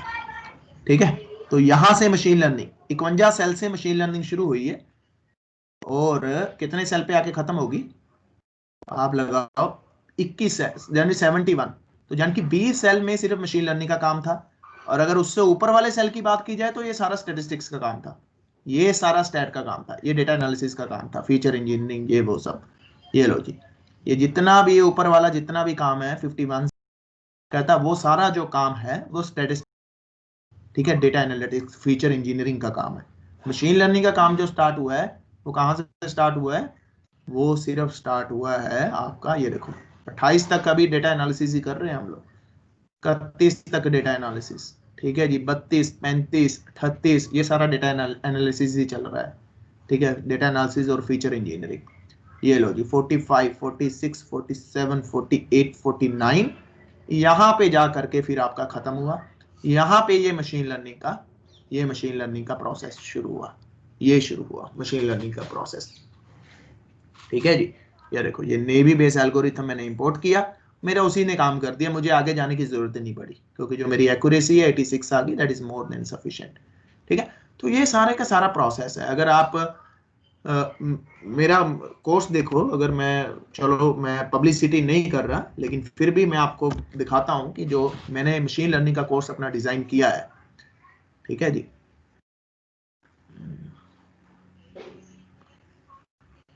मान सकते हो मैंने आज 25 दिन बाद अपनी वेबसाइट ओपन की होगी। टाइम में नहीं मिल पाता इसको ऑन करने का, दिल भी नहीं करता आपको सच बताऊं, क्योंकि बंदा कहता है यार बहुत हो गया, थके पड़े हैं अभी। ठीक है, तो अगर मैं आपको दिखाऊं अपना data analysis and machine learning, ठीक है, अगर मैं इसकी कवर करूं तो इसमें जो मैं कवर करता हूं, ठीक है, तो ये है, क्योंकि कुछ बच्चे आते हैं कहते हैं हमें सर पाइथन आता है, हमें सीधा काम करना है आगे, तो फिर उसमें ये देखो मेरा स्टैट का पार्ट देखो कितना ज्यादा है। ठीक है, ये मैं सारा स्टैट कवर करवाता हूँ, ये डेटा एनालिसिस है सारा, डिस्क्रिप्टिव डेटा विजुअलाइजेशन, प्रोबेबिलिटी, ठीक है जी, हाइपोथेसिस टेस्टिंग, ठीक है, ANOVA, goodness of fitness, that is the chi square testing, ठीक है जी, कोरिलेशन एंड लीनियर, ये सारा स्टैट है, ये सारा स्टैट है जो हम कवर करते हैं, क्योंकि ये आना बहुत जरूरी है भाई, इसके बिना नहीं गति है मशीन लर्निंग, इसके बिना आ ही नहीं सकती। आपको कोई लाख बोल दे मशीन लर्निंग आ जाएगी स्टैट के बिना, तो मैं तो कहूंगा जी बिल्कुल नहीं आएगी, नो नेवर, कभी नहीं आएगी। ठीक है, अब उसके बाद अगर मैं नीचे बढ़ूं, ठीक है, तो मशीन लर्निंग का देखो, ये मशीन लर्निंग है जी सारी। अब इसमें मैंने एलैबोरेट करके नहीं लिखा, इसमें बहुत चीजें हैं, मशीन लर्निंग सुपरवाइज्ड, ठीक है जी, सिंपल लीनियर रिग्रेशन, ठीक है, इसमें बहुत चीजें आती हैं आगे। ठीक है, मैंने पूरा, क्योंकि वो पेज बहुत लेंथी हो जाता, तो मैंने सिंपल ये लिख दिया कि we will cover all these algorithm in great detail. तो अगर आप नीचे जाओ तो मैंने ये लिखा हुआ है, यहाँ पे कुछ लिखा नहीं, वो शायद स्किप हो गया, अब मुझे नहीं पता, मैंने लिखा था कि हम हर एल्गोरिथम को मैथमेटिकली सॉल्व करेंगे। ठीक है, तो हर एल्गोरिथम का पहले हम मैथमेटिक्स समझते हैं, फिर उसके बाद हम उसको एनालिसिस करते हैं। ठीक है, ये तरीका है, एक्चुअल में ये तरीका है करने का। अगर आपको मशीन लर्निंग करनी है तो आपको इन कॉन्सेप्ट्स के ऊपर आपको फोकस करना ही पड़ेगा, you have to focus it, otherwise काम नहीं बनेगा। ठीक है, सर ड्यूरेशन क्या रहता है कोर्स का? देखो अगर तो आपको पाइथन आता है, ठीक है, if you know the Python, then the course duration is 2 month.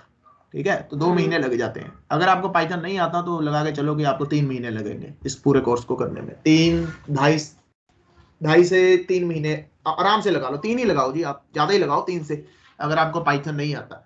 अगर आपको पाइथन आता है तो 2 से 2.5 लगा लो, अगर आपको पाइथन नहीं आता तो 3 से 3.5 महीने आराम से आपके लग जाएंगे। अगर आपको अच्छे से करना है, अगर आपको जल्दबाजी में करना है तो फिर 2 महीने, ये है। ठीक है, तो ये सब चीजें हैं जी, ये बहुत बड़ी दुनिया है, ठीक है, नो वन इज एक्सपर्ट, कोई भी इसमें एक्सपर्ट नहीं है। अगर आप बोलो कि मैं एक्सपर्ट हूँ या कोई और एक्सपर्ट है तो नहीं है, नो वन इज एक्सपर्ट। ठीक है, पढ़ना पड़ता है जी, पढ़ना बहुत है इसमें, याद रखना मेरी बात। ये फील्ड ऐसा है, चाहे कोई भी फील्ड, कोई भी आप ब्रांच उठा लो, चाहे वो अपनी कोई भी टेक्नोलॉजी उठा लो, चाहे आपकी जावा है, ठीक है, चाहे आपका पाइथन है, ठीक है, चाहे आपका कुछ भी है, लेकिन उसके लिए आपको अपने आप को अपडेट करना, तो ये लगा के चलो कि बहुत जरूरी है। बिना अपडेशन के तो बात बनेगी नहीं, सीधी सी बात है। ठीक है, नेट पे जाओगे तो आपको ढेरों कोर्स मिलते हैं। ठीक है, सर्च मारोगे तो there are an number of companies who are doing. आजकल तो ट्रेंड ही यही है। ये लो, मैं बिग डेटा लिखता हूँ सबसे पहले। ठीक है, बिग डेटा लिखता हूँ तो हडूप अपने आप कहीं ना कहीं आ ही जाएगा। ठीक है जी, हडूप तो अपने आप आएगा ही आएगा। अगर मैं इसकी भी एग्जांपल को करूं तो ये हडूप तो कहीं ना, ये देखो हडूप का कहीं ना कहीं लोगो जरूर होगा। ठीक है, अगर मैं लिखूं मशीन लर्निंग,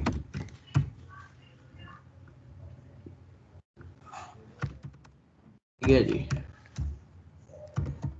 ऊपर लिखते हैं मशीन लर्निंग ट्रेनिंग, ये लो जी। ठीक है, तो ये लो ग्रेट लर्निंग आती है, जो आजकल मेरे ख्याल से विराट कोहली इसकी ऐड कर रहा था। IBM करवाता है, सिंपली लर्न करवाता है, एडुरेका करवाता है, पता नहीं there are number of company जो करवाती हैं जी। ठीक है जी, तो उसके बाद there are number of company, हर कोई करवा रहा है जी आजकल। ठीक है, हर कोई करवा रहा है। चलो इसी का देख लेते हैं, ग्रेट लर्निंग का। ये लो जी, ये इसका है जी मशीन लर्निंग, ये जो कवर कर रहा है ये सब इसका। There are an number of company, आजकल हर कंपनी यही कर रही है जी। ठीक है जी, क्योंकि इसमें बच्चा भी अच्छा है, आ जाता है बच्चा, काफी है, ट्रेंड में है।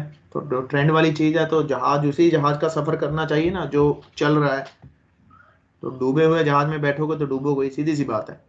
ठीक है, तो हर कंपनी देख लो आज के दौर में, हर कंपनी जो कहती है जी मेरे से कर लो मैं बढ़िया हूँ, वो कहेगी मेरे से कर लो मैं बढ़िया हूँ, लेकिन जॉब कोई नहीं देता जी। जॉब कोई नहीं देगा, कोई नहीं ऐसा बोलेगा कि मेरे से कोर्स करो 100% जॉब है आपकी, कोई नहीं बोलेगा।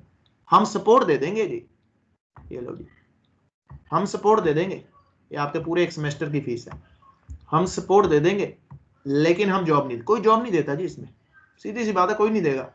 ये IBM की, अगर ये IBM का लेबल लगा रहे तो IBM में जॉब दे दो ना भाई, क्यों नहीं दे सकते? आप दे सकते हो IBM में जॉब, लेकिन कभी बोलेंगे नहीं कि 100% जॉब श्योरिटी है। बोलेंगे कि हाँ असिस्टेंट जरूर कर देंगे, तो वो तो आपका कॉलेज कर ही रहा है भाई। ठीक है ना, तो ये चीजें हैं इसमें। जॉब लेना नो डाउट स्टार्टिंग में थोड़ा सा टफ है, लेकिन अगर मिल जाए तो ये लगा के चलो कि जिंदगी सफल है। तो फिर आपको ये लगा के चलो कि आपने one of the best field चुन लिया आज के दौर में। और मिल जाता है, ऐसा कुछ नहीं है, मिल जाता है, अगर आपको नॉलेज है तो जॉब आराम से मिल जाता है, चाहे कम पैकेज पे मिले। क्योंकि पता क्या है, ये कंपनीज हैं, अब नाम नहीं लेना चाहिए किसी भी कंपनी का, सब अच्छी कंपनीज हैं, मैं किसी को बुरा नहीं कह रहा। ठीक है, मेरी भी कंपनी है, मेरी भी अच्छी कंपनी है, लेकिन प्रॉब्लम क्या है कि कोई भी कंपनी आपको जॉब की कमिटमेंट नहीं देगी जी। चाहे मेरी है, मैं भी नहीं देता। ठीक है जी, मेरी है, मैं भी नहीं देता।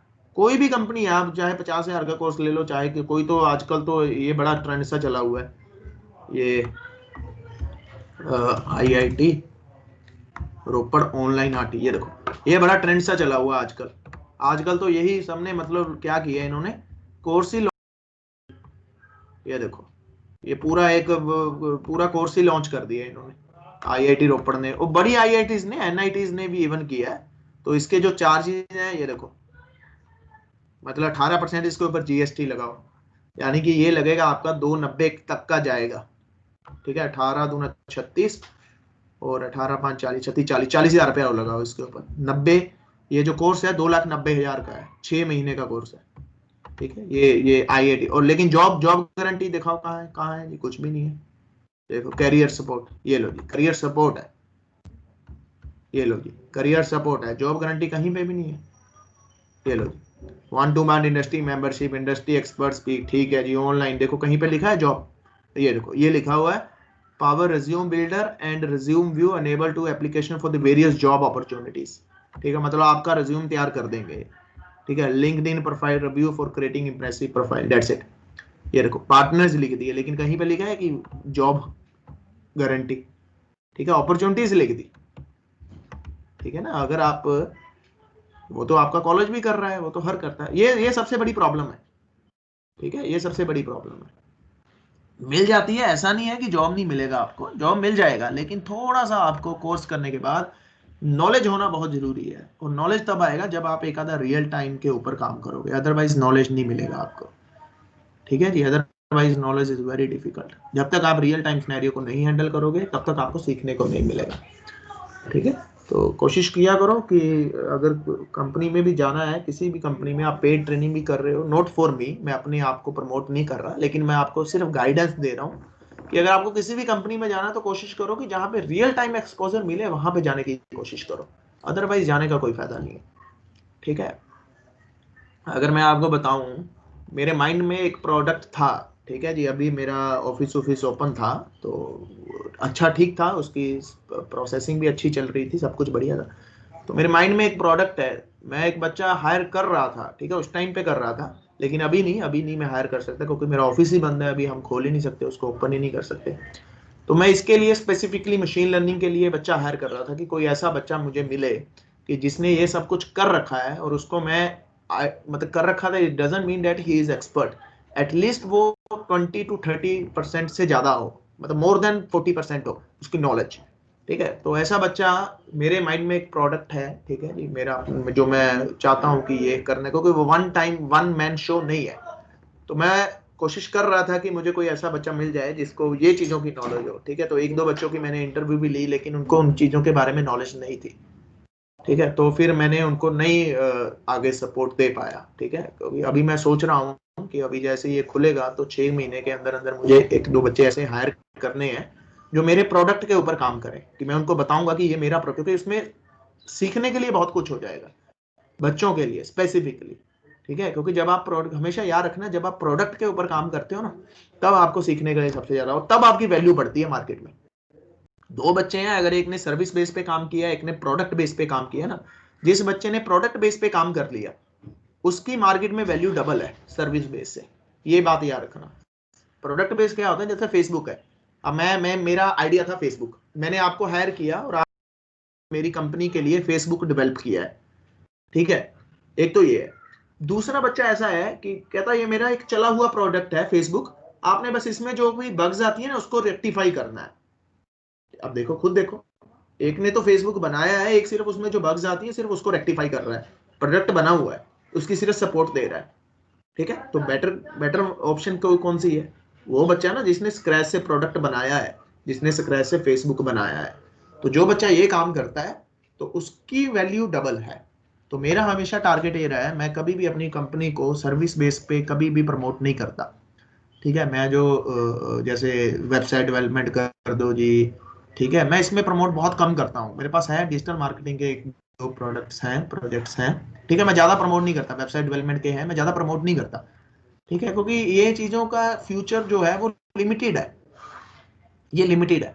प्रोडक्ट बेस में ये है कि प्रोडक्ट अगर आपका एक बन जाए, ठीक है, मान के चलो आपका फेसबुक जैसा एक प्रोडक्ट बन जाए, चलो हम फेसबुक को साथ तो कंपैरिजन कर नहीं सकते, इज वेरी बिग ब्रांड, तो मतलब ऐसा कुछ हमारा भी बन जाए, ठीक है आपका, क्योंकि एक आइडिया ही होता है, हमेशा एक आइडिया होता है जो स्टक करता है, और जो आपको एकदम से अगर वो चल गया आइडिया तो ये लगा के चलो कि आपका काम बन गया। जैसे फेसबुक चला है, ठीक है, आपका जीमेल गूगल चला है, तो ये क्या थे, ये आइडिया ही थे। व्हाट्सएप है, ये आइडिया ही था, और क्या था, ये आइडिया था, आइडिया चला, और देखो आइडिया चल गया तो बल्ले बल्ले है। तो हमेशा, लेकिन इसमें यह है कि इसमें रिस्क बहुत रहता है। अब रिस्क ऐसा है कि मान के चलो हम एक प्रोडक्ट बनाने जा रहे हैं, हमने 10 साल उसके ऊपर स्पेंड कर दिए या 5 साल उसके ऊपर स्पेंड कर दिए और मार्केट में वो चला नहीं, तो आपका 5 साल की मेहनत वेस्ट हो जाती है। तो इसमें एक रिस्क जरूर रहता है, लेकिन अगर वो चल जाए, अगर वो चल जाए तो फिर आपको पता ही है कि क्या है ना। तो ये तो देखो, रिस्क हमेशा होता है, तो business is always a part of risk, तो रिसर्च करनी पड़ती है। तो आप भी कोशिश करो, मेरा जो मेन कहने का मकसद ये है कि आप भी कोशिश करो कि आप एक लिस्ट बना लो कि ये प्रोडक्ट बेस्ड कंपनीज है, हमें इनके लिए तैयार करना है अपने आप को। क्योंकि जब आप प्रोडक्ट के लिए तैयार करोगे तो सर्विस बेस में तो आराम से फंस ही जाओगे, कोई दिक्कत वाली बात नहीं है, ठीक है। तो अपने एक लिस्ट बना लो कि ये मेरी वो टारगेटेड कंपनीज है जो प्रोडक्ट बेस के ऊपर काम करती है, और मुझे इन प्रोडक्ट के इन कंपनीज के लिए अपने आप को तैयार करना है। इनकी क्या रिक्वायरमेंट है, ये किसमें काम करती हैं, कैसे काम करती हैं, 15-20 कंपनीज डालो नेट से, बात खत्म, जो आपको लगती है। उसके लिए अपने आप को तैयारी करो। और जब 15-20 की आप तैयारी कर रहे हो तो ऑब्वियस है छोटी मोटी कंपनी में तो आपका पैर अपने आप फंस जाएगा। जैसे आईएएस की तैयारी करो तो बैंक क्लर्क का एग्जाम तो वैसे ही क्लियर हो जाता है, ठीक है ना। तो यही है ना, आईएएस की जब आप तैयारी कर रहे हो तो बैंक क्लर्क का एग्जाम तो आप इजीली क्रैक कर दोगे। तो सेम फंडा यहाँ पे है, 15-20 कंपनीज की आप तैयारी कर रहे हो तो छोटी मोटी कंपनीज को तो आप इजीली क्रैक कर दोगे। ये चीजें होती है। तो अपने आप को तैयार करो जी, तैयार करना पड़ेगा आपको, बिना तैयारी के बात नहीं बनेगी। डोंट फील इट कि आपका कंपटीशन सिर्फ आपकी क्लास के साथ है, आपका कंपटीशन पूरे पंजाब के साथ है, आपका कंपटीशन पूरे नॉर्थ के साथ है, आपका कंपटीशन फिर पूरे इंडिया के साथ है, फिर आपका कंपटीशन पूरे वर्ल्ड के साथ है। तो कंपटीशन कभी खत्म नहीं होगा, ये बढ़ता जाएगा। हार जीत लगी रहती है, हार हार होती है तो इससे ये मतलब नहीं है आपने निराश हो जाना। जब भी अगर आपको हार लगे ना कि हार हुई है तो वो आप मेरे को याद कर लेना कि सर को तो पता नहीं कितनी, मेरे को तो पता नहीं कितनी बार हार हुई है। मैंने आपको बताया भी था कि मैं पता नहीं कितनी बार फेल हुआ हूँ अपनी लाइफ में। Don't worry about it, failure आपको सिखाता है। पता नहीं कब कब बंदा फिर, अभी मैं आपको बता नहीं रहा था लास्ट जो प्रोजेक्ट था मुझे नहीं मिला, मैं फेल हो गया। तो क्या हो गया, हो गया फिर अब पता लग गया ना उसमें गलतियां क्या हुई, अगली कंपनी को नहीं छोड़ेंगे जब अपॉर्चुनिटी मिलेगी। हडूप का प्रोजेक्ट था जी, और मैं समझता था कि हडूप तो बहुत जबरदस्त चीज है कि मैं तो कर दूंगा इजीली। उसमें मैं एक जगह फंस गया जाके, उसने मुझे एक जगह फंसा लिया, वो मेरे से उसका आंसर नहीं दे पाया, मैं फंस गया वहां पे, तो मेरे को नहीं मिला प्रोजेक्ट। ठीक है, होता है ऐसा, एवरी टाइम होता है।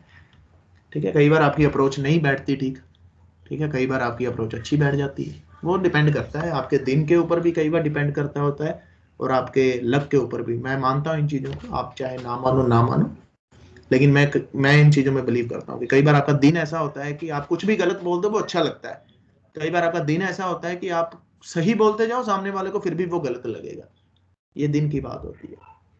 तो शायद उस दिन मेरा दिन नहीं ठीक था तो नहीं मिला, कोई बात नहीं। तो ये देखो, ये मशीन लर्निंग का मिल गया, ये मशीन लर्निंग का मिल गया तो बढ़िया हो गया ना। तो ज़्यादा एडवांस वाला मिल गया मशीन लर्निंग।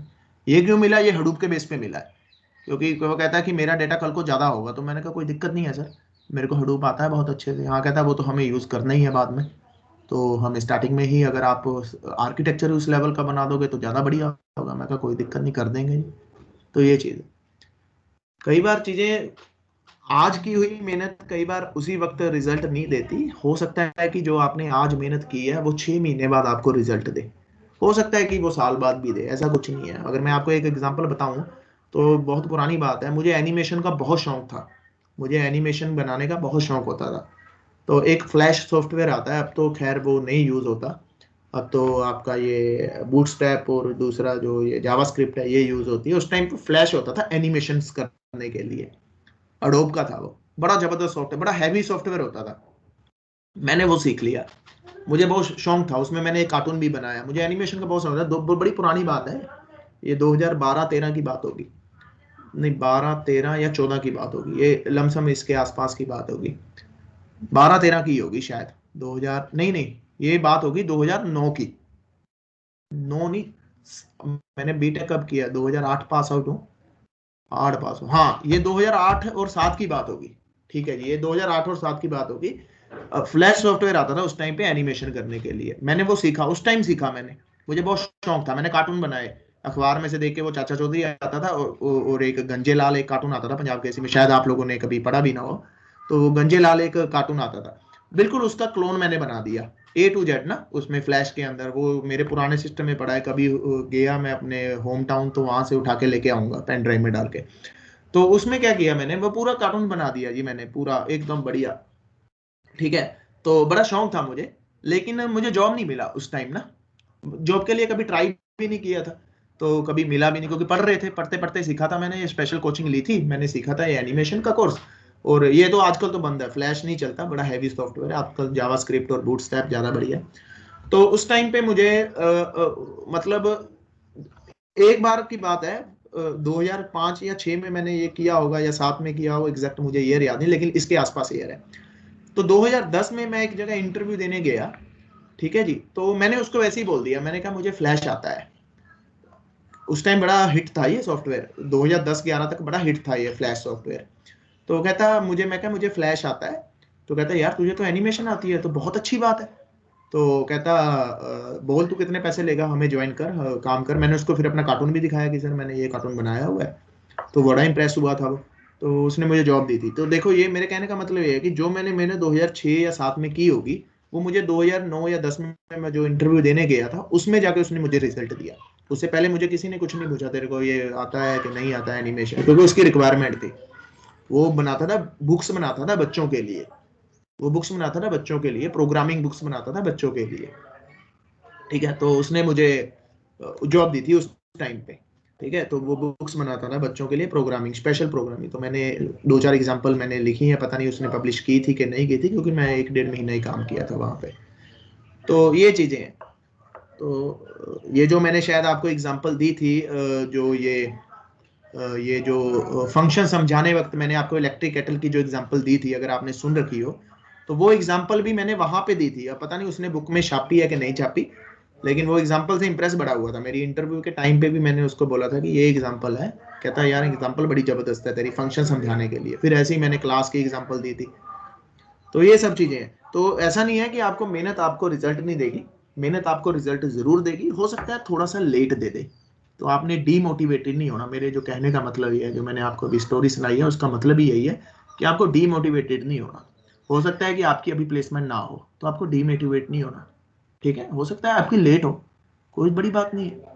देखो सीधी सी बात है, ये आपको भी पता है और हर कॉलेज को भी पता है, हर बंदे को पता है, आपको भी पता है कि जो प्लेसमेंट होगी वो सारे की सारी की नहीं होगी।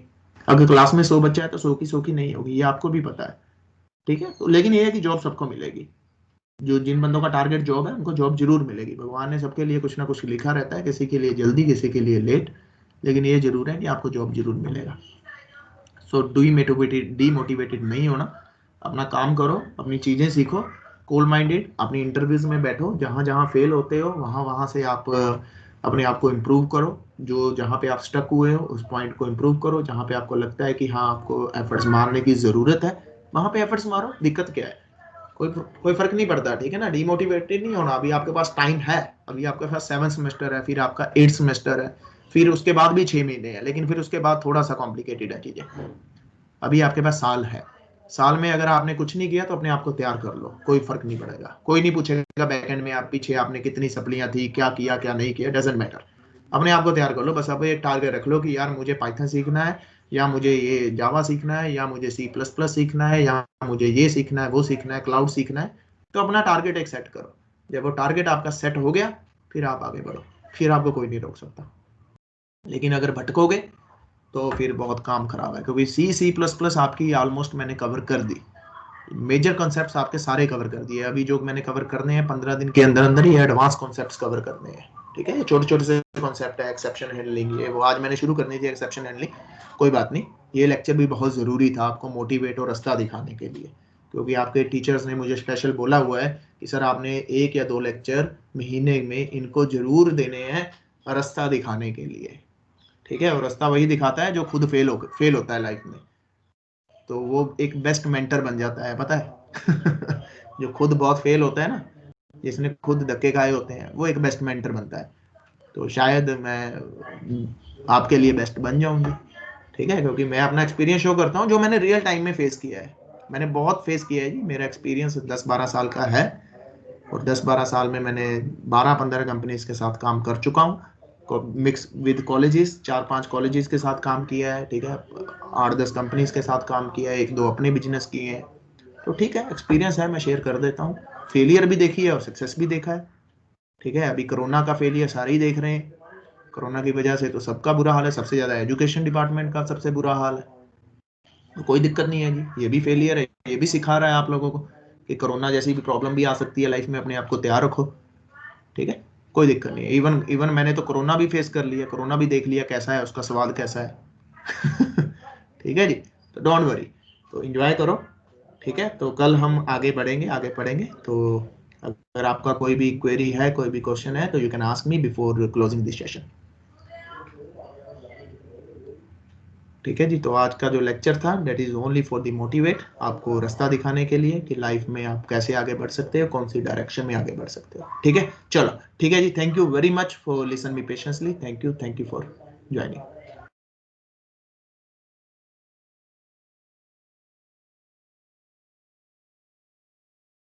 Hello hello guys. Hello Ruchika. हाँ बोलो। हाँ मैं ना ਇਹ ਕਹਿ ਰਹੀ ਸੀ, ਮੈਂ ਕਿਹਾ ਦੇਖੀ ਹੁਣ ਜਿਵੇਂ ਸਰ ਆਪਾਂ ਨੂੰ ਕਹਿ ਰਹੇ ਆ ਹਨਾ ਵੀ ਸੀ ਤਾਂ ਆਪਣੀ ਆਲਮੋਸਟ ਕਲੀਅਰ ਮਤਲਬ ਸੌਰੀ ਹੋ ਹੀ ਗਈ ਹੈ ਕੰਪਲੀਟ ਹਨਾ। ਤੇ ਮੈਂ ਆਪਾਂ ਅੱਜ ਆਪਾਂ ਅਗਰ ਆਪਾਂ ਸਰ ਨੂੰ ਰਿਕੁਐਸਟ ਕਰੀ ਵੀ ਆਪਾਂ ਸਰ ਆਪਾਂ ਨੂੰ ਪਾਈਥਨ ਕਰਵਾ ਦੇਣ। पूछ देख लो, सबसे कंसर्न ले लो, ऐसे मतलब कैसे कह सकते हैं सिर्फ हम दो। ਮੈਂ ਤਾਂ ਹੀ ਹੁਣ ਨਾਲ ਨਾਲ ਹੀ ਮੈਂ ਕੀਤਾ, ਪਰ ਆਪਾਂ ਹੈ ਹੀ 5 ਜਣੇ ਸਾਰੇ ਮੀਟਿੰਗ 'ਚ। एक बार ग्रुप में पूछ के डिस्कस कर लेना बेबी सर के साथ भी। ਹਾਂ ਜਾਂ ਫਿਰ ਆਪਾਂ ਗਰੁੱਪ 'ਚ ਹੀ ਮੈਸੇਜ ਕਰ ਦੂੰਗੇ ਟੀਜੀ ਵਾਲੇ 'ਚ। चल ਠੀਕ ठीक है, बाय बाय। ਬਾਏ।